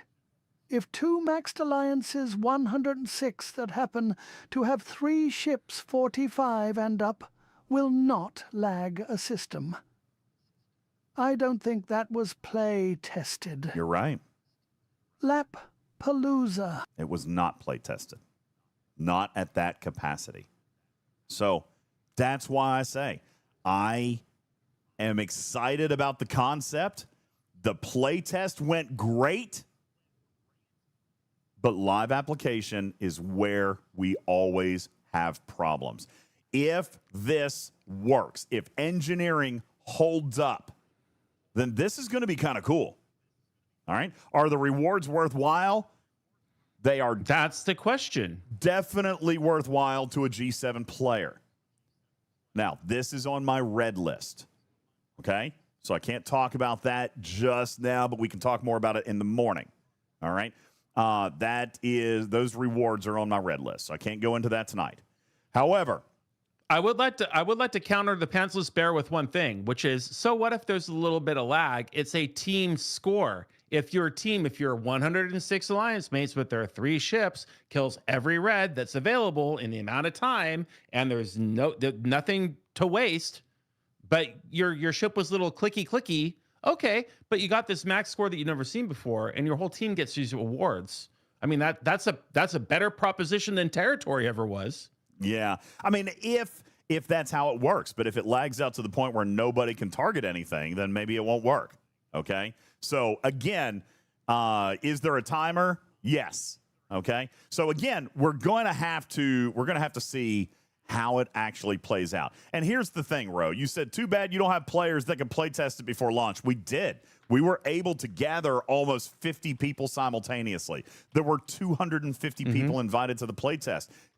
And by the way, I'm going to point this out. This is the exact same thing that you guys are going to see in your alliances. You're never going to have 106 people show up at the exact same time, okay, to play in the exact same thing, to do the exact same activity at the exact same time. Okay, that is never going to happen. Again, look at your last territory capture. Look at your last honest-to-God territory capture. How many people in your alliance were actually there? It's a bad example. That's a bad example because nobody goes. Nobody goes. I am measuring alliance participation. But nobody goes because there's nothing to do in a territory capture today. Nobody challenges. Nobody, and if you do if you do show up with your ships, you're not fighting. You're not engaged in constant combat. You couldn't find your territory on your map to save your life, and you know it. So I don't know what you're arguing. You haven't been there in 2 years. These features show some promise. Yes, Bill. Ways to play to advance. Also, that bear needs pants and to wash his mouth out with soap. Agreed. PPS. Moist dongle. Thank you, Bill Nye, the science guy. I appreciate that. Now, here's the thing. Benny Hill reminds you that, yes, you are going to need an active G7 starter. So, for example, I saw up in the chat here just a minute ago that your highest ops level player is Ops 66. So you got a little time before Surge is going to be something you get to play in. All right. You do have to have a G7 starter. Kirshara and the Junker are disabled. I don't think anybody's really surprised by that. Oh, not my garbage cow. I don't think anybody is actually surprised by that. The Junker and the Kirshara are disabled. Schwag says, WTF. Is that a lag thing? Could that actually be to help with lag? Well, I don't know. Yes, of course. Sure, we can say that. So. We can say that, but I also think that that would kind of alter the chemistry of what is happening in a Surge. Okay, to be honest. But again, and you're going to see when you play it. I mean, it is very fast-paced, very quick. Somebody said, how much fun can you have in just a couple of minutes? Well, I guess that depends. All right. Is there going to be frustration if there's no strategy going into it? You know what? I remember this when we first saw wave defense. Everybody talked about zones. Everybody took zones. Remember that? Like, that was one of the, like, if you weren't hitting specific hostiles, then we eventually got down to handling zones. Well, there's going to be literal dozens, multiple dozens of hostiles, and they're going to be moving quick. Okay? So I would, again, I want to see how this plays out in a live environment, Tarpy. Again, when I played it, it worked, but it was on a dedicated engineering test server. We were not near capacity. I need to see how it goes for reals. You know, like I said, it's ambitious. What determines when the Surge is over? A timer. Okay. Resilient says I can have a lot of fun in just 2 minutes. All right. Well, it's going to be something similar. Okay. And then your score. That's right, Madrox. Think of WoW. Eventually, alliances are going to plan a strategy. All right. Your score is going to be based individually and overall for the team. And you're gonna work on these things. Now, really interesting question, Dragon Keeper, and I don't know the answer. I will ask to the engineering team that's watching right now. Will the Dauntless work in Surge? Because actually, to be perfectly honest with you, the Dauntless and G7 were play tested at completely separate times. So I do not know. So the questions are this: Junker, Kirshara, Cube Beam, and Dauntless. Can we get answers on whether or not those 4 items will work in Surge? Thank you guys for your thank you guys, by the way, for still watching 2 hours in. Can we get a round of applause for the Scopely team before that sounds chilly. Before that sounds chilly, I just want you to know that this is the biggest launch of the year. They are on Code Red. There are dozens of them already on the clock, with dozens more clocking in the next couple of hours. And they have a full day with full staff and full everything ready to go for this launch, all right? Which, by the way, is ideally like how maybe you want every single launch to go. But I digress. I am pleased that you guys are all here. Thank you guys for watching our channel. It is a big day, Scribbler, all right? It's a big day, so thank you guys for being on hand, and thank you for watching our content tonight. We appreciate that very much. Thank you. Shelby says, so tell me what servers are ascending. No, sir. You will get that information in mere minutes. 6 hours. You'll get that information in roughly 6 hours. Okay? So, they are checking right now on the Dauntless. Oh, RMG DOS says it's Beck and Hammy at an IHOP with laptops. Maybe so. Very funny. That's possible. Possible true, okay? You can't handle the truth. You want to know if I ordered a Code Red? You bet your ass I did, says Connor. All right. Eddie says, will the cube be able to advance as G7 strength? That is probably a question we need to ask in the morning. That's a question we got to ask in the morning. Yeah. Can't ask about that one tonight. I would assume no. I'd assume that loop has been fulfilled and then on to bigger and better things. That's Red List. That'll be interesting to see. That's Red List. We'll talk about it in the morning. Oh. All right. So let's continue with the last minute or two of this video. And while engineering is getting back to me, and then I'll give you your answers, okay? Or in order to join. So as long as the G7 player starts it in your alliance, you can go there, have fun with your alliance, show up, which is very important for... The cube has fulfilled its original purpose. Thank you. I appreciate that. Yes. It's the initial purpose. Yeah. For alliance coordination, to show up, be there, show that you're present in the game and care about your alliance, and you do this activity together. The whole push for the feature is to try and take things like the arena, things like wave defense, and really try to make it something that the whole alliance can get involved with. What's grabbed my attention with that feature is how it feels like you're holding back the horde, right? Even when we started years and years... Sorry, Connor, I don't mean to interrupt, but I want to show this particular screenshot here. Now, somebody says, I can see a cube in this system. Also, this is a surge. Okay? So first thing that I want you to do is notify yourself of the level of hostile that exists in this surge. This is a level 40 surge. Would you expect your cube to be able to work on a level 40 hostile? The answer is yes. Now, we'll tell you that despite the fact that this is a level 40 surge, this will not be 40 level hostiles all throughout, okay? It is going to continue to grow. That is the point of a surge. That's right, Voltron. These 40s could be very strong. Well, they're probably not at the early levels, but they're going to scale. They're going to go quick. Is there an indication on the bottom of the screen as to how many of those ships are in the surge or no? It's a good question. I don't believe so. Not that I'm aware of. Captain King, thank you. Holy smokes, thank you for dropping a 50 bomb. Who are you? Who are you? Let's go. Thank you, Captain King. All right, Captain King. Thank you for being a first-time gifter in the channel. Appreciate that very much. Holy smokes. Just out of nowhere with the RKO. Yeah, thank you very much. Appreciate that. So you see board cubes here. Somebody else mentioned that we saw a board cube in... Veil space a little bit ago. Those look like Venjai. All right, let's take a look and see if we can see anything else. An avocado. There is a board cube. This is in Veil space.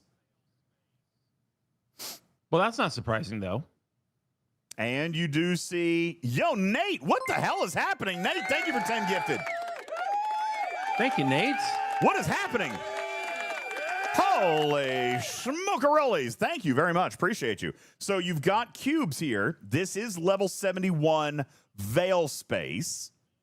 Okay, so you do see cubes in here with level 71 hostiles. That is interesting. You know what else is interesting? This is Veil space. Is there an Ops 59 there? I see an Ops 59. That is weird. This is, again, probably where they would come in and say test footage. Test environment. Test environment, because a 59 can't actually be in Veil space. All right, just throwing that out there. That can't happen. But I do see cubes here in level 71 Veil space. All right. Now, and by the way, we are looking at Veil space, which is different than Surge space. So the reason that I was pulling Veil space back up is because somebody was asking about the effectiveness of the cube, and that we are seeing cubes in Veil space. We only see it in this first screenshot, which is here at the level 71 Veil space. But here, as we go higher, we're seeing, all right, now I am definitely getting scared. Hi, Nate. I feel like this is all going to be charged back.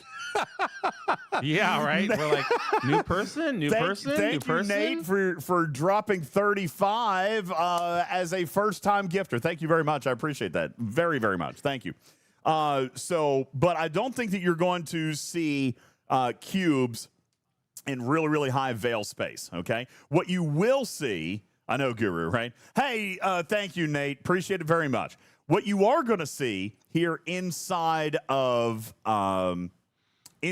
Surge space, okay, is that there is a cube here, but these are also level 40 hostiles. Going to be very, very effective. As a matter of fact, even me. And we shall call him Daddy. Thank you very much. Appreciate that. Thank you. Thank you, Nate. That's actually really funny. Thank you, Daddy. All right. So you are going to see here inside Surge space, which is different than the Veil. You will see a cube here, but these are level 40 hostiles. Now, what you don't see in this particular screenshot is that they're going to ramp up pretty quick. All right. They're going to go. They're going to go every few seconds. They're going to start to get bigger and larger, and people are going to start to die, and they can't come back. When the timer hits or everybody dies, your final score is calculated in a combination of individual and overall team score. Okay? When that happens, then your rewards are going to be categorically designed with the buckets. Big one right there. That's impressively large. And then the rewards are given on an individual basis. What is happening? I lost a camera, it looks like. Sorry, let me turn on. I don't know what's happening over here. I'll just flip over to this one here, okay? So you're going to see then your rewards are granted on an individual basis based on team performance.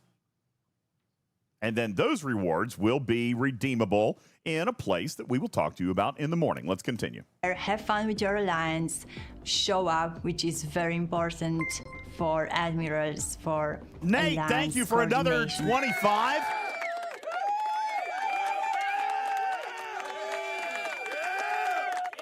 Thank you, Nate, for another 25 bomb. This is either the most generous person of the day, or he belongs to the gang that beat up Echo outside of that Best Buy. Are He's you around the corner with a bunch of stolen credit cards? Best Buy? I'm just curious. We've lost a few good men over there. I'm just saying. Yeah, over $100 front door. Over $100. You know, you can $100 is $100 though. All right, continue. Yeah. To show up, I'll hold myself out for another $100 tonight. Come on, that is not my voice. Stop with the AI crap, Lost In. Lost in with the timing. Oh Lord. In the game and care about Stop your with the alliance, AI. and you do this activity together. The whole push for the feature is to try and take things like the arena, things like wave blow events, anything really you ask try me to blow. This is not real right now. Would you come on? Balabomb. We need to have a conversation about your choice of sound alerts. Make it something that the whole alliance can get involved with. What's grabbed my attention with that feature is how it feels like you're holding back the horde, right? Even when we started years and years ago, we were building new types of experiences. I remember the Swarm and that first experience with the Franklin and taking out ship after ship after ship after ship and just cutting Where do through. we get that t-shirt? And now it Where do we get that T-shirt? Nate, thank you very much for being here. I appreciate that. I hate this stupid game. Thank you, Austin. Nate is the number 6 power player in all of STFC. Yo, what's up? Welcome in, number 6 power player. Thank you very much for being here, and thank you for your crazy nice to know you are not a part of the Best Buy gang that beat up Echo. Thank you, and welcome to the channel. We were a little bit worried about Echo there for a second. Thank you, Nate. Appreciate you being here. Yes. Second of all, can we figure out where we can get this T-shirt? We need this on. I'm telling you that, and his first T-shirt, the gray T-shirt that we took on the cruise. You know, the first one that he wore. You know how many people DM me every day for how do I buy that T-shirt? Don't open it, then later I can claim ignorance. We right? literally, you guys if you go back to that Royal Caribbean ship, there's probably 5 T-shirts in every one of the employees' bunk beds. I think because we didn't want to take. Yeah, you guys roasted Connor for his gray T-shirt so much that he even wrote about it in a blog post. And then people actually asking about the T-shirt. That is a nice T-shirt. They all want to buy the T-shirts. All right. Sadly, this design no longer exists. Okay. This is an old original digit design, which, by the way, just actually might indicate how long Connor's been around. Just saying. All right. Interesting. Interesting. Yeah. Old. That makes it vintage. Absolutely. That's a big one right there. That's impressively large. It's a nice T-shirt. I like it. Really, even what they did with the Federation symbol here is kind of nifty. And then this. Anyway. Okay. Feels like that's kind of grown up and become a new and interesting experience, and playing through that as a whole alliance and seeing how your collective efforts create an impact, I think it's going to be a really nice addition to the game. As long as players are excited, that's all there is. That's why we're making this game. That's why we made this expansion, to serve our players, to offer an opportunity for them to see what new horizons are out there for them, to see what else is there to explore, new systems, missions, new events. There's a lot of range that we are offering, and we are really hoping it's gonna bring us happiness in the community and buzz and excitement. All right, guys. That is the G7 reveal right there, okay? Didn't mean to hit that button. It was not the button that I meant to press. Don't we all, Sierra? Don't we all? That is the G7 expansion video right there, okay? Now, we will come back in and look at some different screenshots if there's stuff that you guys want to see, but we have broken this thing out and given you all the information. Now, I'm going to go back and check my notes to see if there is anything left on the green list that I did not actually talk about tonight. Okay, can we just let's see. I think we covered it all. I'm checking all the green list. So let's recap the green list. Okay, we've got terms for new space. We've got the Veil, which is shared regional space, places where, and we are reading here.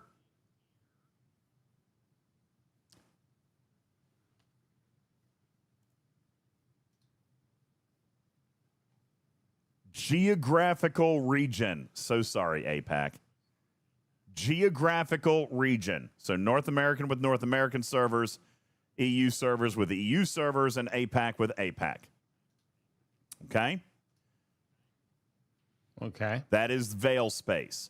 Veil Space allows travel access to G1 players up 71 and higher. There will be Veil Chat. All right, which will allow you guys to be able to chat with other people in the same Veil area, same Veil system. Okay, it is not a place to live. There is no housing here. Okay, it is only a place you can visit. But you can visit with one or as many ships as you can.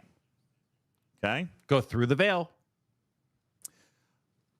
Is there Veil juice? I actually don't think there is. I'm 90% sure there's not Veil juice. You're just able to go into the Veil, okay? That's VEIL, by the way.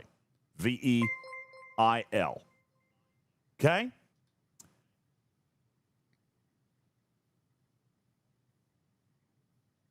Okay, I'm looking at the rest of my list. So we talked about Veil, Margins, which is new G7 space that is housed on your server, and Surge, which is the feature activity that you guys are going to be able to play as long as your alliance has an Ops 71 player.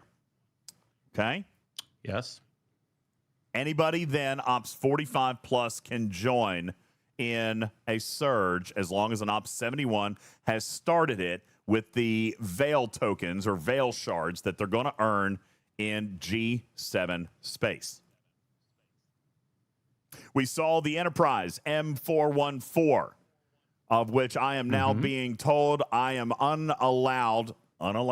disallowed to refer to Not as allowed. the Enterprise M. I must refer to it as the M414. We might nickname it the Enterprise Maya because it does look like Maya. We go with that. The Enterprise Maya. M414 MAIA, yeah. Yeah, M414, okay? I'm not allowed to call it the Enterprise M. Apparently, the Paramount rep's watching tonight. Hey, what's up? How you doing, Paramount reps? Listen, we've got a lot to talk about. I got some work I can do for you. I got a show I want to pitch. They don't want to talk to you. All right, Just anyway. keep going with your list. Come on. Enterprise M414, okay? We've talked a little bit about how helpful the Vengeance is going to be in... Microwave me, daddy. That is definitely your voice. We're going to talk about how important the Vengeance is and how helpful it was in playtest. However, we can tell you that Jules Verne is working on a lab lesson that we expect to have ready by tomorrow night on how G6 epics may be able to help you complete your dailies. Jesus is asking about G5 scrapping. That hasn't changed. Back in September, we were told it was not coming in 2025. So far, that is not changing. What happened to my forehead and the 7 cuts on my hand? I was attacked by a drone. Yeah, I got the Vengeance. A Scopely drone, obviously. It was obviously a Scopely drone. Okay. Yeah. We talked a little bit about rep and how the multi-faction hostile systems work, leading you to potentially, possibly find value in the Dauntless in mirror space. But we can't confirm any values. Cannot confirm values. All we can say is that what we have seen in chat is the same thing that you guys are all talking about, and I have no reason to believe that those numbers are not accurate. But we can won't speculate. know. We won't know until tomorrow because that is not actually in my data feed. No, they could have been created by a hooligan. Who knows? We all know, but they are the same things that you guys have seen. We have confirmed this small little nugget that Sigma resources are staying the same. All right. Obviously, G7 materials, as in ore, crystal, and gas, will be a thing. They actually are already a thing. There's a couple of primes in the game that take G7 materials now already. Indeed. We also have been greenlit to share with you that Vengeance sourcing is changing in October and will broaden monthly beyond that. Okay? More widely available Vengi. Vengi for more people. Okay? Benny Hill, Blyrish, that is an economy question that I am not off. That's on my red list. I can't do that one tonight. Hey, Winnie the Pooh. Being attacked by a drone is probably my fault, DJs. What did you do? I was surfing the internet, Uh-huh. and Skynet asked me to click on all the photos related to the number 15 content creator. What? Come on. Why? Would you? Wow. Ass? Rude. There is not one dang thing that we are number 15 at, okay? Maybe Well, 20, maybe 30. Not 15. But never 15. Hey, Panda Pirate, how are you? Panda says, hey, I noticed there are no hazards in G7 space. What's going on? All these fun suckers out here, Panda, say that hazards aren't fun, so they didn't put them in G7, which I find to be utterly, utterly ridiculous. All right, why are we not getting any hazards in G7? I wanted it. All right, there are no hazards. Free hazards. There are no hazards in G7 yet.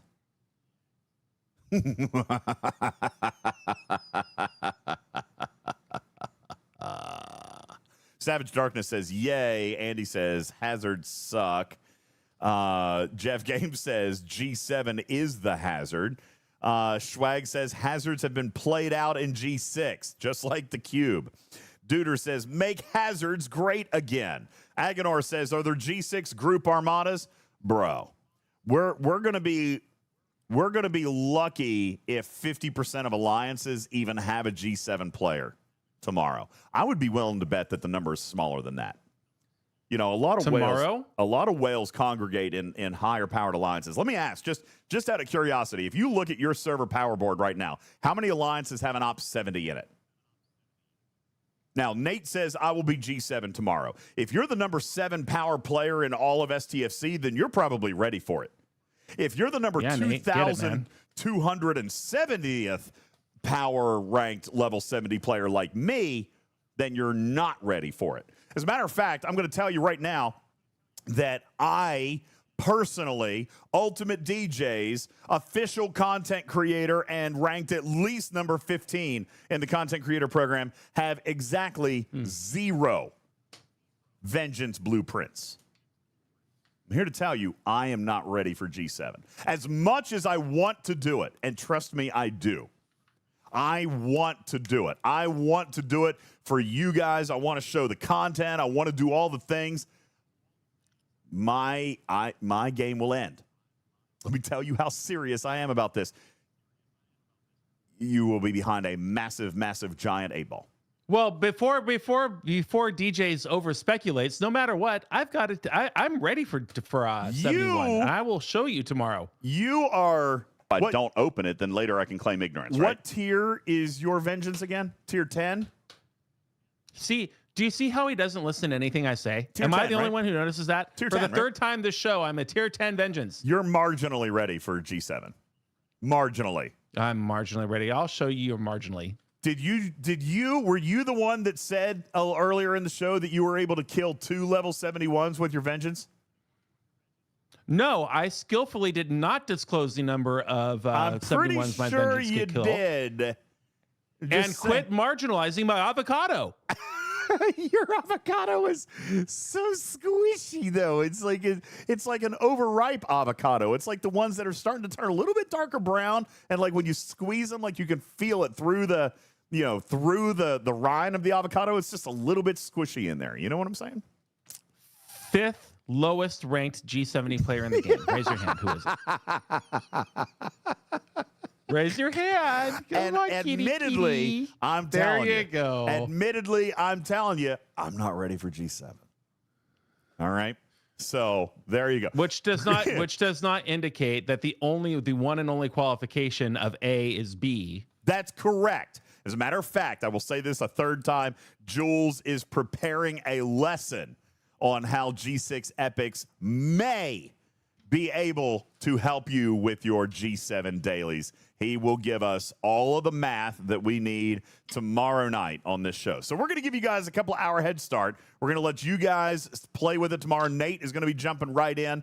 You guys jump right in, take a look at it, see what you can figure out, and hopefully it's not too late for Jules to teach you how to be able to do your dailies as a G7 player. Okay? Well, we will be able to show you right here live on stream tomorrow. I will be playing the game all day. Do you want to wait for me to ascend until we're on stream, or do you want me to record it? Because we should show everybody what that's like, and we should answer all the questions firsthand tomorrow. You're assuming that your server is going to be ascended, sir. Maybe it won't be. Oh my God! Hey, what? Devs, this would be really, really funny. What? Can you make sure that Griffin's server is not ascended? What? That would be hilarious. That would be so funny. I'm just kidding. No. Of all the mean-spirited things that have come out of your kitty cat mouth. No, just kidding.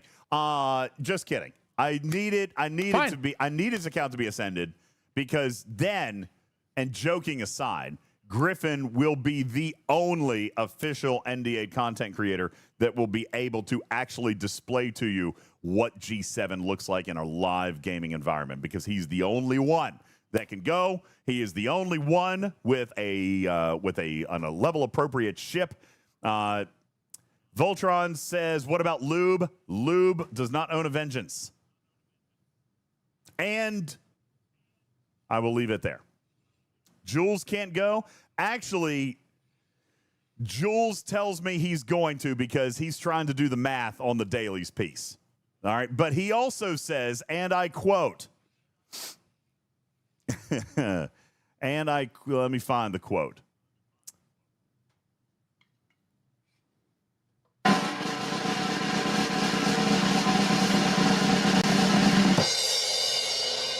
I am going to try to develop a way to do the level 71 dailies without a vengeance. I said, you think you can do that? How many hulls will that take? I said, are you talking one hostile per hull? He says, I will do it if that's what it takes at great repair cost and time, but I will do it for science. There you go. He also won't need to. I'm right here. It's like I'm invisible on this channel. No, he's going to do it with epics. He's going to do it with epics. He doesn't have a vengeance either. And he also... I'm firing up the pergola cam. He also just throws out this little hint for you guys. My number one below deck officer will be none other than the Beck officer, Naga Delvos. Yeah. Throwing that out there. I saw that one coming. Yeah. That's right. All this time, and now suddenly Naga Delvos. It's all part of the plan. It's all part of the plan. According to what DJ's just said. Yeah, all part of the plan that now the Beck officer is going to become one of the most important officers in the game. Who could have seen that coming? Okay? Just throwing that out there. Oh, man, you're All you're going to have a bad night. No, I think it's great, actually. I think, yeah, Beck had a plan all along. She knew what this officer was going to do 12 months ago. All right? Absolutely. Very, very good. All right, guys, listen. Yeah, Beck saw that coming, guys. All right, we've got about 20 minutes left before we hand off to the Warp Drive 5. I want to take this opportunity to answer your questions. And by the way, thank you again to the 530 people hanging out in our live studio audience right now. It's been wonderful to entertain you tonight. Thank you so very much for being here. Thank you so very much for being here. Thank you for your incredible generosity tonight. Thank you. Be sure to follow Major Samo, who is hosting the Warp Drive 5 here tonight. Nate, thank you for dropping another 10 bomb. Thank you. Yeah, Nate. Hit it. Hit it. All right. Oh, that's right. I do have one free Dauntless to give away here tonight. That's right. We hit a level 10 hype train, so we're giving away one free Dauntless coming up here in just a few moments. So before we raid out, we will do that. Uh-oh, wait a second. Is Samo hosting? I thought Samo was hosting. No, it's Zero Iron said Chef. It's Iron Chef. Chef. Sorry, my fault. Iron Chef is hosting tonight. See, my fault. Sorry, Samo. I'm messing everything up. Okay, sorry. Okay, very quickly, we're going to go through and we're going to answer the questions in the chat as quickly as we can. Zolan, thank you for the follow. Appreciate that. Moopsy, thank you so very much. That was Old Centurion with the Moopsy. Got it. Thank you very much. Appreciate that. Let me answer your guys' questions as quickly as we are able. All right. Are we doing a round of marbles for the free pack? Yes, we will. Thank you, Nate, for another 10 gifted. I think I full bought this. Wow. Thank you. Thank you, Nate. Get the Beck officer, Max. She has great stats for ATAs as well. Thank you. I agree. That's good. Juby says, question, will Kirshara and the new ship crash the game if used at once? Actually, no.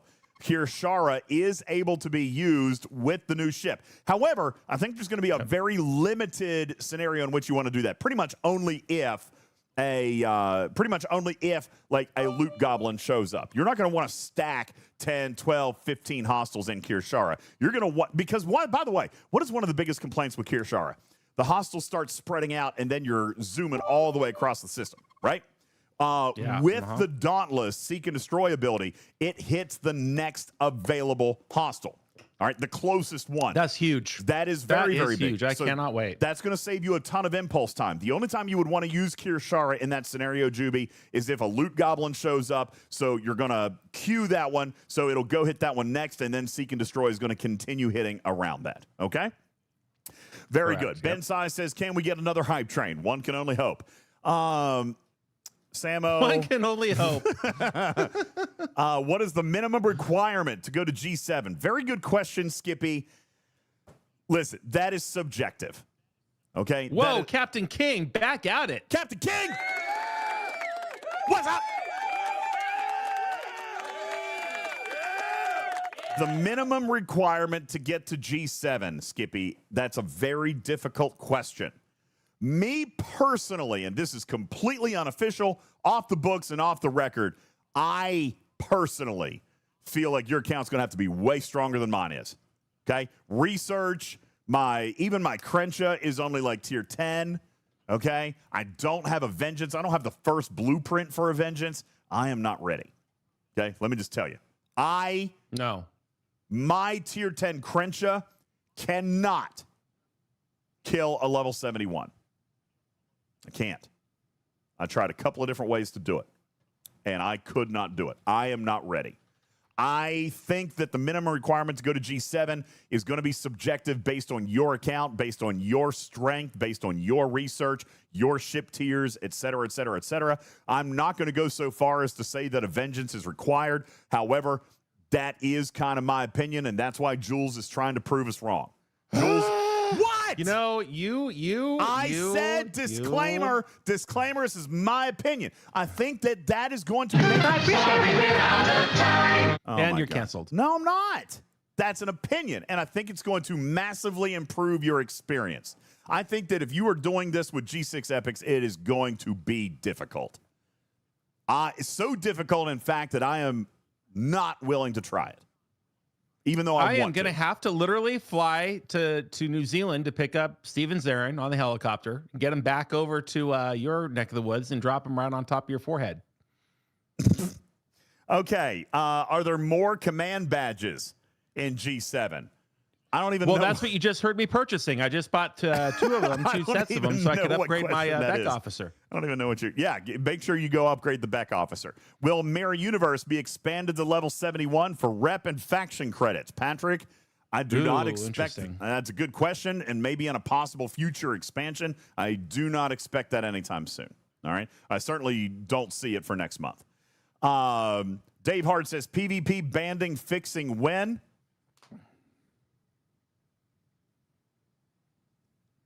We've asked that question for 7 years, man. I don't think that's a thing either. Shelby says, is faction rep the same currency as it is today? Yes, that is actually true. All right. So there is no Sigma faction rep. No. Good question. I can answer that. Thank you. Bender says, did you experience the Dauntless stalling out? No, actually, we did not. We tried to break it. Tell them about server side and how that plays a role. It is server side. It doesn't lay in your client. It's not in the client code, so you can actually start it. You can turn the client off. You can minimize it. You can shut it down. You can go back to work, and when you come back, it will have your battle log full for everything. That lives server side. So once you activate it, you can go do whatever. It does not live in your client. We did try to break it. We tried to break it. We were unsuccessful. Because you don't. Oh, it's not on your phone, on your device. That's Once correct. you tell the server what you want it to do, it's just going to go do it, and that's what's different than the Kirishara. Somebody asked about the whole G5 scrapping earlier, DJ. So who that was? Remember, we have an update coming, probably between arcs from our next State of the Game address, right? Where they said they talked about G5 scrapping. So. But stand by for that answer. They know that we want to know, and that answer is coming in the near future. Per the blog, we are adding slots, shipyard slots. This is from the September 25 State of the Game. Shipyard slots are being added in October, and an update on G5 scrapping will be provided later this year. An update on G5 scrapping, but Connor did tell us that G5 scrapping was not coming in 2025. All right. Should we expect ARC SLBs to continue as Officer Depot tokens? I can't answer that. I have absolutely no idea on that, Tamer. That's going to be up to Ops. Yeah, and we've been looking at engineering, design, feature. I've not spent a lot of time with ops in the last 2 weeks. Other questions. Scalyback says, Ascendancy. You will know tomorrow at event reset. Or actually probably earlier than that. You'll know during maintenance about the Ascendancy stuff. What is my power? My power... It's a good question. What is my power? Depends on what ships you have. Obviously. My power is 4.2 billion right now. That is my power. And I am... Yeah. I don't mean to laugh. Such a jerk. All right. There are Ops 69 stronger that, I didn't need to read that comment. Thanks, Skippy. Appreciate that. Will there be a G7 channel added on your Discord? Absolutely. I'll be more than happy to do that. What tier is Griffin's vengeance? I don't know. Let's ask him. Griffin, what tier is your vengeance again? I hate you all. Okay. Are you able to answer if it's easy to oopsie to 71 like it is to 61? I do not think that it is going to be easy to oopsie. I think it's going to be pretty obvious that you're doing what you're doing, and it requires a token and everything. Okay, good. Because it's deliberate. There are actions that you must take. Yeah. Okay, good. Because if it's going to be that big of a thing, yeah, with the damage and everything, I'm glad that it's not just welcome to G6. Oh yeah. Will there be G6 freebooters? I think that is eloquently named the USS Dauntless. Which one is the Beck officer? The Orion Delvos. Attainable and upgradable via a syndicate, right, DJ? Emerald Chain, yeah. I think Emerald Chain or a syndicate. Emerald Chain. Like that, yeah. Emerald Chain. Yes, Emerald Chain officer. Question, says Kit. Can you answer if the DTI faction store will get a bigger slider for FKR rep? 200 million rep per click seems punishing. Yeah, but you can do 25 billion at a time. Oh, you want to talk about punishing clicks? What tier is your vengeance? Punishing clicks? Try buying a pack $100 at a time, 3 times a minute, and then getting these tokens to play the lottery on, and then you're clicking every single one of those one at a time. Yeah. 200 million faction. Anubis, that speaks to an economy issue that I am red listed on for tonight. I can't talk about that. I do have information to share tomorrow morning, but that is not something we can talk about tonight. So tune in tomorrow morning for Talking in Cars with DJs. Tib said, did they fix Dauntless so it hits the closest hostile, unlike in the test footage? So actually, we did ask about that. It was test environment is what I'm going. Yes. I'm not even gonna say silly things. Yes, the Dauntless will hit the closest hostile, unlike what you saw in one of the examples in the test footage. I will point out that my test footage all worked accurately. There was one blip in the test footage that they provided that didn't work properly in. So, but yes, that is good. Will the Dauntless reach G7? We probably need to answer that tomorrow. I think that's a red list item, right? That's a red list item. That's a red list item. Yeah, we'll talk about that in the morning. Let's see. Man, I'm behind on chat.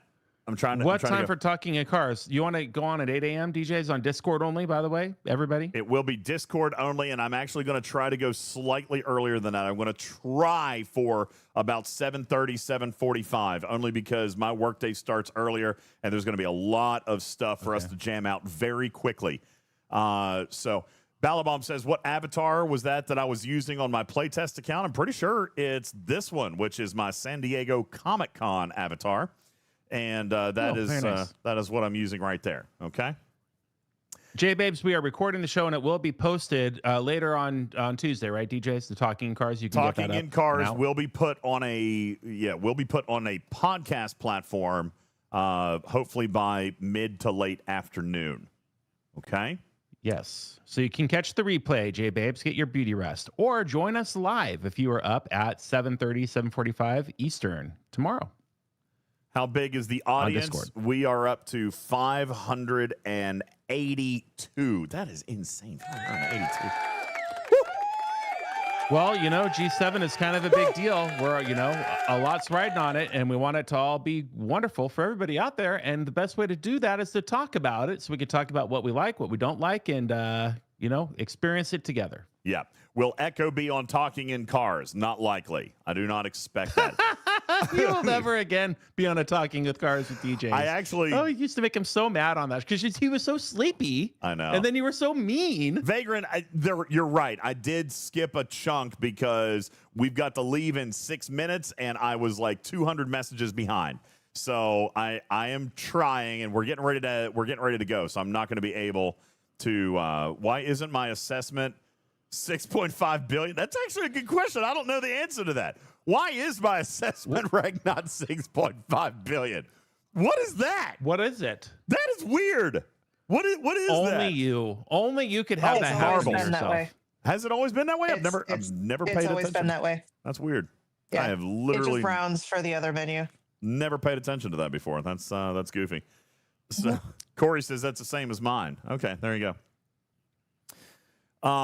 Proximon says this will keep all the Op 70s from griefing G5 and G6 players. Oh, you are so cute. You silly little goose. You're silly. Were you telling a joke? No, because there are still griefers out there. That will still happen. I am. You know what I am super curious about?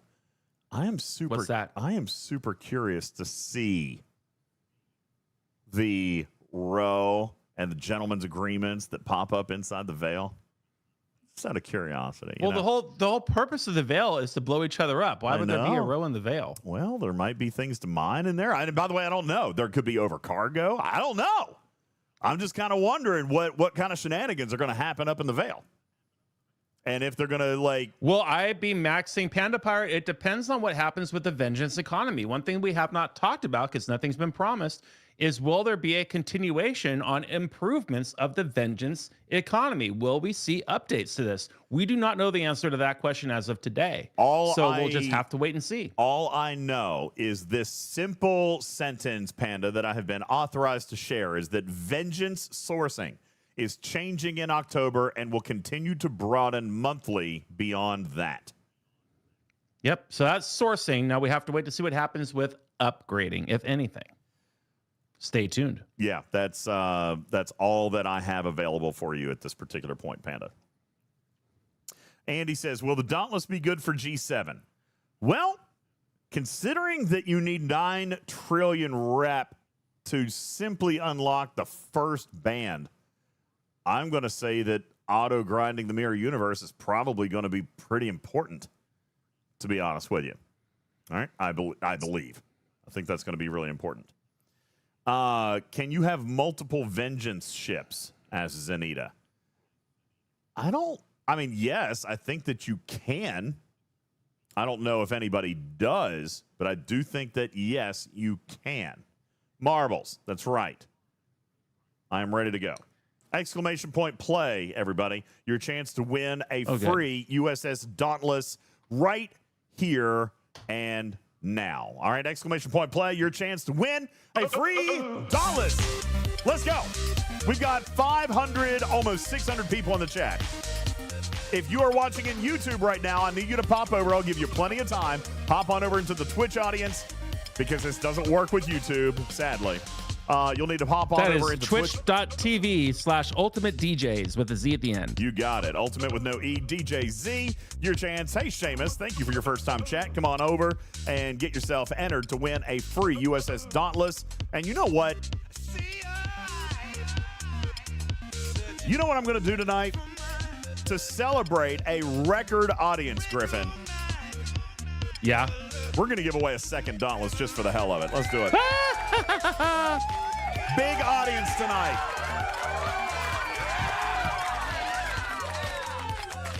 All right, so we're going to give away 2 Dauntlesses. Double Dauntless. There you go. All right, we're going to do it. Nate, dude, thank you. Nate dropping 10 gifted in the chat. See, Nate likes the idea of a second. Check says, you want to go first and last place? I love that idea. So that's what we'll do. First place wins the Dauntless. Last finisher. If you don't finish, then you still lose. But last completion. Last finisher. The last finisher. Whoever places in last place with a number will actually win our second Dauntless tonight. Lost in. Dropping another 20 bomb. Let's go, baby. And Nate. Nate with another 10. Oh my gosh, are they trying to start another hype? No, we're on cooldown, aren't we? Thank you so much. I think we're still on cooldown. Jackalman, Nova Sword, thank you for the follows. Nate dropping another 10. Lost in with 20. Nate with another 10. Nate with another 10. Captain King with 10. Thank you. Nate dropping another 25. Let's go. Yeah, Nate. Thank you.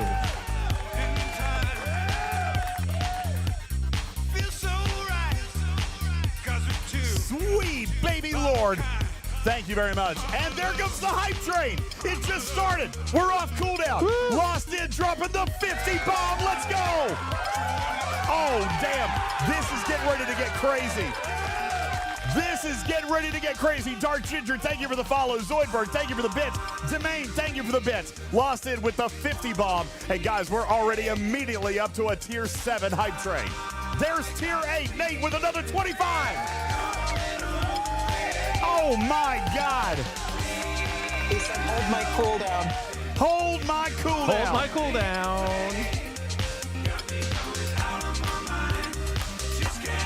Griffin with the 50 bomb. And just like that, Tarpy, that might be the world's fastest. That might be a Talking Trek record for the fastest tier 10. Made it again. The fastest tier 10 hype train. Griffin with the 50 bomb. Nate with another 50 bomb. Sniper Time with another 5 bombs. Samurai, thank you for the follow. Zoidberg with 100 kitty bitties. Guys, wow, that is a level 10. That was a record. That is 3 Dauntlesses now. Burton dropping another 5. That finishes tier 10. 4 Dauntlesses. Count them. 4. Burton, thank you for the 5 gifted. Tony Pine, thank you for your bits. Maga, thank you for your bits. Guru, thank you for your bits. Nate with another 10 gifted. 14% through a level 11. We are up to 4 Dauntlesses. Can we go 5? Holy smokes. Wow. Nate dropping another 25 bomb. Did it again.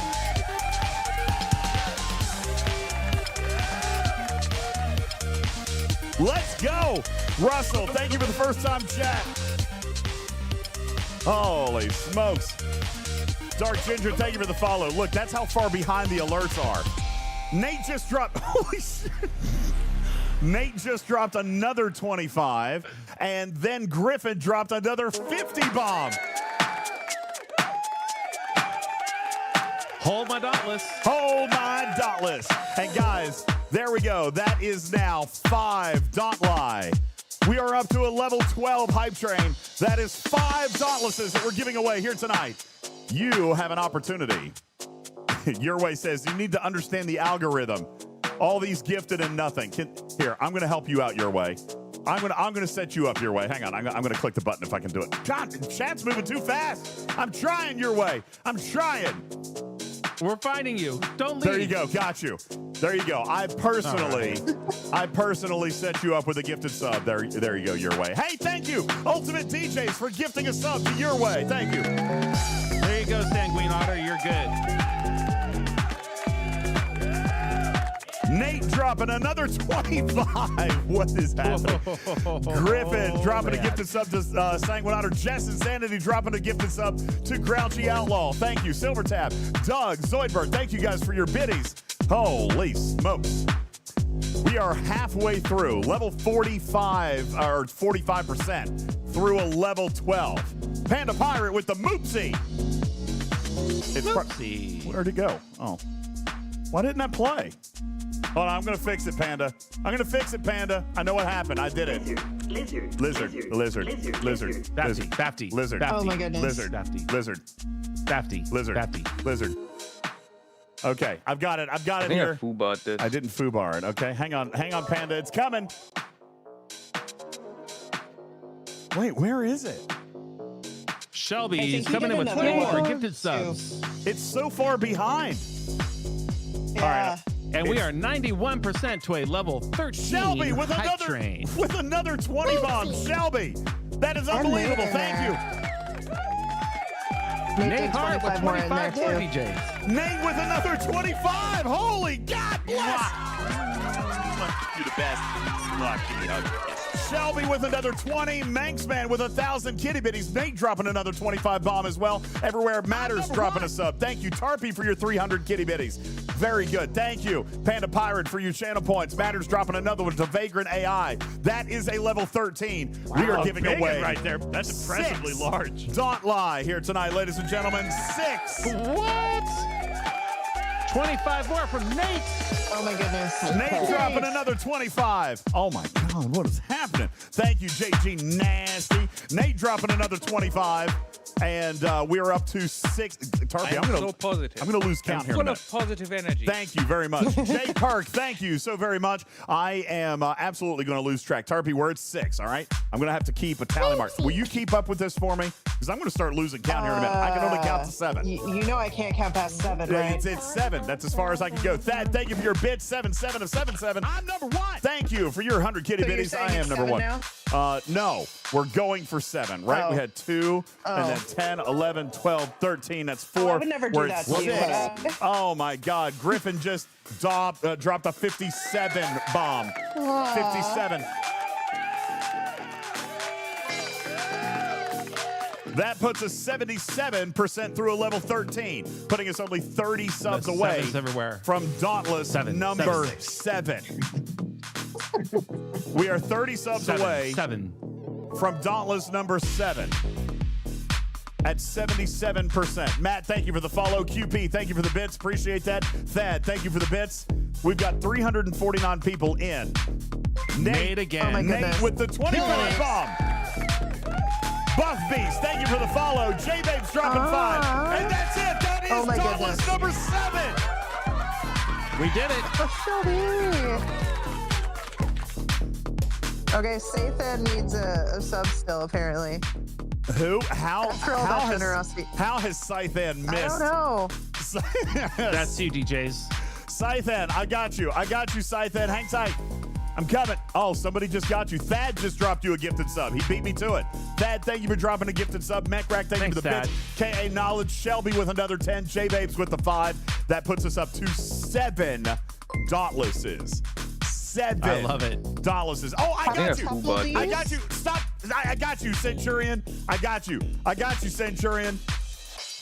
There we go. When you yell stop at chat, that doesn't work. No, I You know. gotta It just actually goes use your mouse. faster. There you go, Centurion. It does the opposite. UltimatDJz, thank you for dropping a gifted sub to the old Centurion. Thank you very much. Appreciate that. All right. Yeah. Let's go. Anubis says, can everyone leave now so that I can win? We've got $7. All right, Tarpy, how are we going to do this? Top 4 and last 3? Is that how we're going to do it? Top I'm 4, so positive. last 3? Great. I'm full of positive energy. All right. Yeah. First 4 places, last 3 places. All right. We've got 3 minutes still on the clock. There is still a chance we give away another, which would be Dauntless number 8. Holy smokes. That could happen. That could happen. Jules Verne, thank you for dropping a gifted sub to Tabby Moza. Appreciate that very much. Whew, guys. Good thing we started all this chaos early because we still have 4 minutes until we have to raid over to the Warp Drive 5. So we've got a chance. Oh, Nate is back at it again. Nate is back. Nate with the 25 bomb. Buff Beast, thank you for dropping a gifted sub. Oh, my Lord. All right, thank you. So, Ben Size says 110 subs needed for tier 15. Good God. Yeah, it's 110 subs. And how many are we at? We're at 7 right now, right? Yep. We're at 7. Okay, 110 subs until we get to the 8th one. Hey, New Vago, how are you? Welcome. Retro Fury didn't get one. Retro Fury, I got you. I got you. There you go, Retro And Fury. red. Who's the other one? Relentless. Sugar Red missed one as well. Nate wants to move into the studio. Come on in. Listen, you can join the Scopely staffers sitting right over there. Jules Verne, thank you for gifting us up to Stonewall. Tony Pye. I need a break. Thank you for the 100 kitty bitties. Appreciate that. Brothroll, thank you. D. Gunther, thank you for the follows. Tarpy, thank you for the bits. Buff Beast with a gifted sub. Nate with another 25. You guys are absolutely mind-boggling right now. Amazing. We got 90 seconds on the clock, and then we play a game of marbles. This is awesome. Yeah, absolutely. We are up to 600 and... Yes. 610. Oh my God. Thank you all for being here, everyone. That is great. What's up, everybody? Be sure to follow while you're here. We do kind of crazy stuff all the time. And tomorrow night, we'll be bringing you your first look from inside G7 with X Griffin X down here. Hey, Vic, how you doing? Welcome in. How do you know if you have a sub? Oh, Ethan, well, let's fix that. Ethan, you now have a sub. I got you, Ethan. We'll see you for 30 days. Ethan, welcome into the channel. Hokey, what's going on? How you doing? Online offers, welcome into the show. Appreciate you being here. Vagrant, thank you so much. K.A. Knowledge, thank you for dropping another one. Chatterfang, thank you for your bits. Danny, thank you for your bits. Bananas, welcome in. Thank you for the follow. Zero G's, thank you very much for the gifted sub. Sank, thank you for converting your Prime over to a Tier 1. Thank you. Galadon, thank you. Jess Insanity, thank you for your gifted sub. Retro Fury, thank you for your bits. Guru, thank you for your bits. Omega Prime DJs. K.A. Knowledge, thank you for your Sugar Red donation, your gifted sub to Sugar Red. Thank you so very much. Woo, woo, woo. 30 seconds left on the clock. And then we're going to give away 7 Dauntlesses. That's going to happen. And you know what? Hey, listen, can I ask if we still have engineers? Actually, this might be for the marketing people. Is it possible that we get these 7 Dauntlesses out early instead of waiting till the end? Like, can we get these Dauntlesses out early? We're going to give away 7 USS Dauntlesses here tonight. Is that something that we might be able to do in the first couple of days? Probably not launch day, right? Probably not launch day, but we might be able to do it earlier than week 2. I'm going to ask the marketing people. We're going to see. Guys, thank you for the Tier 14 hype train. You guys are insane. Hit it. All right. Oh, we get a love, love, love remote. Hey, love, love, Winnie love. the Pooh. Just checked on Polymarket. The odds are G7 will be full of bugs and the server will be down is 72%. Odds DJz crashes his car tomorrow 13%. Odds Griffin learns to hold his drumsticks properly 5%. Odds I Dragon am Keeper drumming calls properly. Arc What are you Trash talking about? Priceless. I'm surfing on 2 hands, you stupid bear. Screw you, you stupid bear. All right. Do you have to have a sub to win a Dauntless? Absolutely not. You know what you got to do, John Trek? You got to write the words !play right now. You don't have to. All you got to do is follow the channel. That is the only criteria. You don't have to pay a dime. All you got to do is type !play and make sure that you're following the channel, and you will have an opportunity to win a free Dauntless. We're giving away 7 of them right here and now. And I'm being told by the marketing people that we should be able to get them by the end of week 1. All right? Great. By the end of week 1. So you'll at least get it a week faster. It will not be day 1. Will not be day 1. Okay? Obviously. Forgotten Sex says, there's going to be a lot going on. Play on paper. Writes play on paper. !play. Get it in. Make sure you follow the channel. Zoomer, Renver, Zax, Muffins, G37. Thank you guys for the follows. Thank you. Well, I mean, what timeline do you want me to give? I don't know about that thing. I don't know about that. NFL McLovin, you already have a sub. You're good. Yeah, see, I didn't know. So we're gonna go with a little bit earlier, okay? A little bit earlier than what they would normally be, but obviously tomorrow's gonna be a pretty big, crazy day with the launch. So I know that the team is code red. Everybody is on hand. That is what everybody is gonna be watching for tomorrow. So there's not gonna be time for the gifts to go out tomorrow. Nate, what are you doing? Nate dropping another 10. Nate. Dude. Nate's the man. Check says, so if you win and you want the ship on day 1, that's right, bonus stream. I gotta fix the bonus stream. Where's the bonus stream? Here, bonus. And, I'm just going to leave it at 10 because tonight was a bonus stream. It would have taken it down to 9. And then you guys just put it back to 10. So I'm going to pop it back to 10. There you go. So we'll just leave it alone. The bear's back. Hey, Ro. We'll have a retrieving error. Probably. Within first hour. An hour? You know what I'm retrieving in this pot. What are you retrieving? Just getting ready to edge in system. No. You dirty bear. You silly Pooh Bear. Go back to the 100-acre forest. All right. Exclamation point play. We got 393 people in. Let's get it on. All right. Ladies and gentlemen, thank you for a humongous audience. 619 people are now in our live studio audience. 393 have their balls on the board. And we are giving away... What? Marbles. There's... for marbles. Okay. 393 marbles are on the board. Yeah. Thank you for Marcosius, the clarification. thank you for the follow. Nate, appreciate all of your subs. Icewolf, thank you for your bits. Ro, thank you for your bits. Appreciate that. All right, guys. Exclamation point play. That pisses me because I wanted more balls. Bilabomb, you've got 400 balls on the board here tonight, okay? 400. Perk, thank you for the follow. Here we go, guys. Exclamation point play. 10 seconds are on. Top 4 finishers and the last 3 finishers. Tarpy? Hey, Pun. Hey, Pun. Wait on. Fat Man, thank you very much. Here we go. Top 4 finishers, last 3 finishers. 10 seconds are on the clock. Ladies and gentlemen, look how far behind the alerts are. Kick bubble gum and chew ass. No, that's not how that goes. I'm all No. out of bubble gum. No, that's not. That's not how that goes. Okay. Really, that's not it. It is now. All right, ladies and gentlemen, 10 seconds on the clock. Here we go. Ladies and gentlemen, your chance to win a free vengeance is underway right now. And 399 balls are down. Here we go. And it just makes all the balls Nelly. slap against each other. There go all those slappy balls.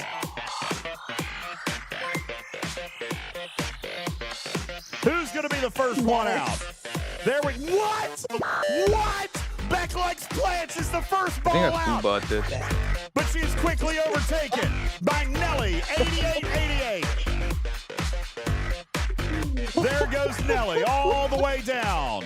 Here we go, making our way through the first set of turns.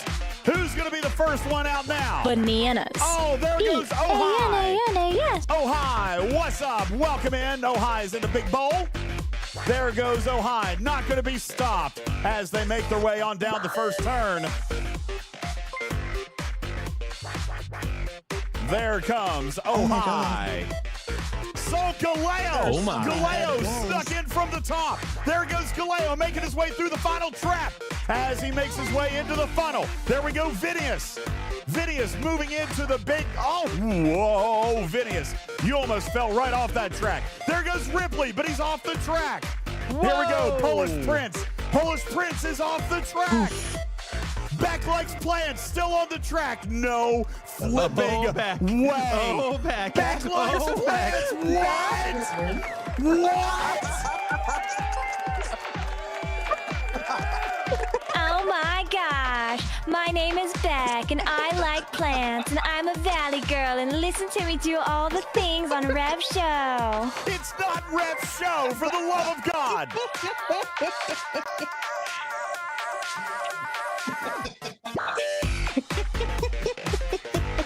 We have to check the rules of the subsections and the bylaws to see what we do now. There's no way. That can't happen. The rules are very clear. What are the odds?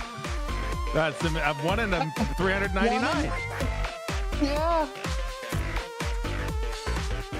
Wow. Bananas. We still have to wait for people to finish, B-A-N-A-N-A, yes. We're still waiting on the last couple of places here. Hey, Pun.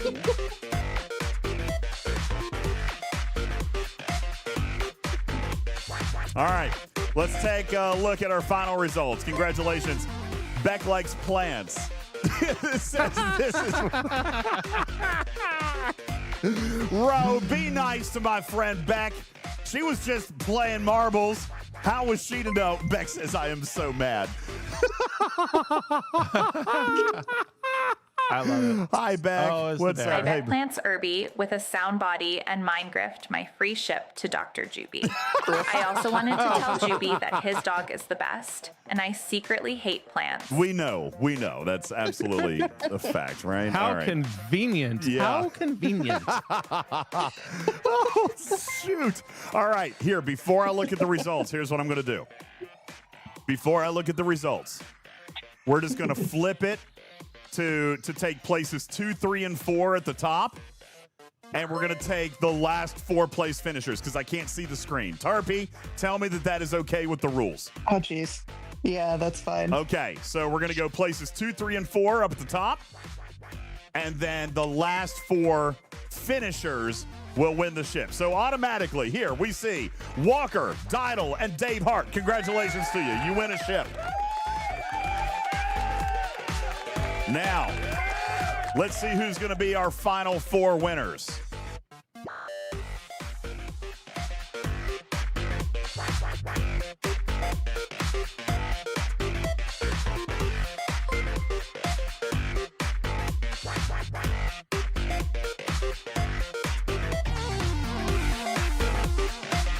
Congratulations, Jules Verne.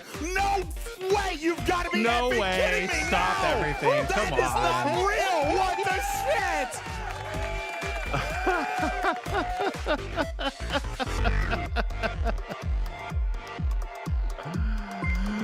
Oh man, we are so. Oh, look at that. We're late to raid out, everybody.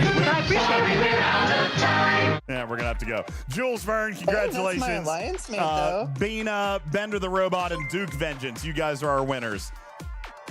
Oh my God. I can't. Yes, you have to finish. So right here, these 4 right here were the winners. Jules, are you keeping yours? Obviously he's gonna keep his. There's no way he wouldn't. I can't do anything about this. I'm sorry. I'm just gonna write it down. I'm gonna pretend like this whole thing never happened. These 4 winners win a. At least it wasn't a cruise. Dauntless. Why don't we skip Jules and go to the next best? I'm sure Jules would want to, be on the up and up. Then it's Tiberius, another content creator. Oh God. Jules says give his away. All right, Tibbs, you get it. I'm gonna do it. Tibbs, I'm making the We're call. going up, up, up. It's our moment, together. Thank you. We're glowing. Yep. Gonna be Yep. golden. Got it. Oh, up, up, up with our voices. Thank you. 영원히 깨질 수 없는. Gonna be golden. Oh, I'm done hiding. Now I'm shining. Like I'm born to be. Thank you. Oh, our time. No fears. Yeah. No lies. Congratulations to all of our winners. That would be Dave Hart, Didle, Walker, Tibbs, Bina, Bender the Robot, and Duke Vengeance. You guys are winners tonight. Thank you. And thank you. Congratulations. Thank you guys to the incredible generosity of the entire audience tonight. Thank you to the 615 of you guys that are still watching in chat. Thank you guys so much. I hope that you guys follow the channel. I hope that you guys come back in the future. I hope that you guys learn all about G7 from us right here. Thank you to some notable names we saw in the chat. Nate, thank you. Panda Pirate, always a pleasure to have you in audience. Thank Panda. you so very Boom. much. Very, very good to see you. Thank you. Seth, thank you very much. Appreciate you being here as well. Duke says, how do we claim to win? Very good question. Shoot me a DM over on Discord. All right. If you are not a member of my Discord, then click on !Discord while you're in the Twitch chat. That'll give you a link. You can pop on over and then shoot me a DM. What I will need in that DM is your player ID, your ops level, and that's it. And then we're going to get you the unlock pack that will be available for the USS Dauntless. I did see a good piece of advice in the game, or in the chat earlier, which is if you want the Dauntless on day 1, then you should buy it and then take an upgrade pack from us, because we will not have packs out until at least day 5 or day 6. Okay, at least. So if you want the ship on day 1, go buy it. And then we can get you an upgrade pack later on if you want, or if there's something else that you want. All right. We say we're giving away a Dauntless, but really we'll set you up with any pack inside STFC if that's what you guys want. Okay. Yes, please do not screen share or screenshot your player ID. It must be a copy and paste. All right. So that has to be there. And thank you guys also very much. We have an entirely fun lineup of stuff for you guys over the next 12 hours. As a matter of fact, we're getting ready to raid over to Dr. Iron Chef, who is hosting the Warp Drive 5 tonight. The Warp Drive 5 is going to carry you through the overnight, all night long until maintenance. And then, even through maintenance, they're going to bring you in and talk to you about the patch notes and everything that is found within the STFC blog. Then, after the Warp Drive 5, they're going to be raiding on over to the Breakfast Club, hosted by Ultravetica, who's going to get you through your early morning hours and take a look at the first set of events that are actually coming out and how they are going to impact gameplay. He'll be keeping you up to date with that. You will also find our content here in Discord first thing in the morning in a very exclusive, very special, for the first time in over a year, Talking in Cars with DJs that will last for about 60 minutes, hosted by Griffin. And then tomorrow night, back here on the stage of Twitching Trek, we will be the only content creators that will be able to demonstrate for you live on screen the inner workings of G7 as demonstrated by Griffin X16. We will see you guys over the next 24 hours. Thank you guys so very much for your insane generosity. You guys are amazing. Thank you so very, very, very much. All of you guys, all of our special guests tonight, thank you. All of our winners, thank you. All of our audience members, thank you. We'll see you in the next 24 hours, okay? Thank you guys so very much. Good night, everybody. On over Drive to the fast, Warp take chances. Drive 5. My name is UltimatDJz. He is Griffin. And I'm Griffin. That's Griffin. And we'll look forward to seeing you in 12 hours. Ladies and gentlemen, on to Dr. Iron Chef. My name is UltimatDJz. Have a great night. Thank you, everybody. Love you, mean it. Bye-bye.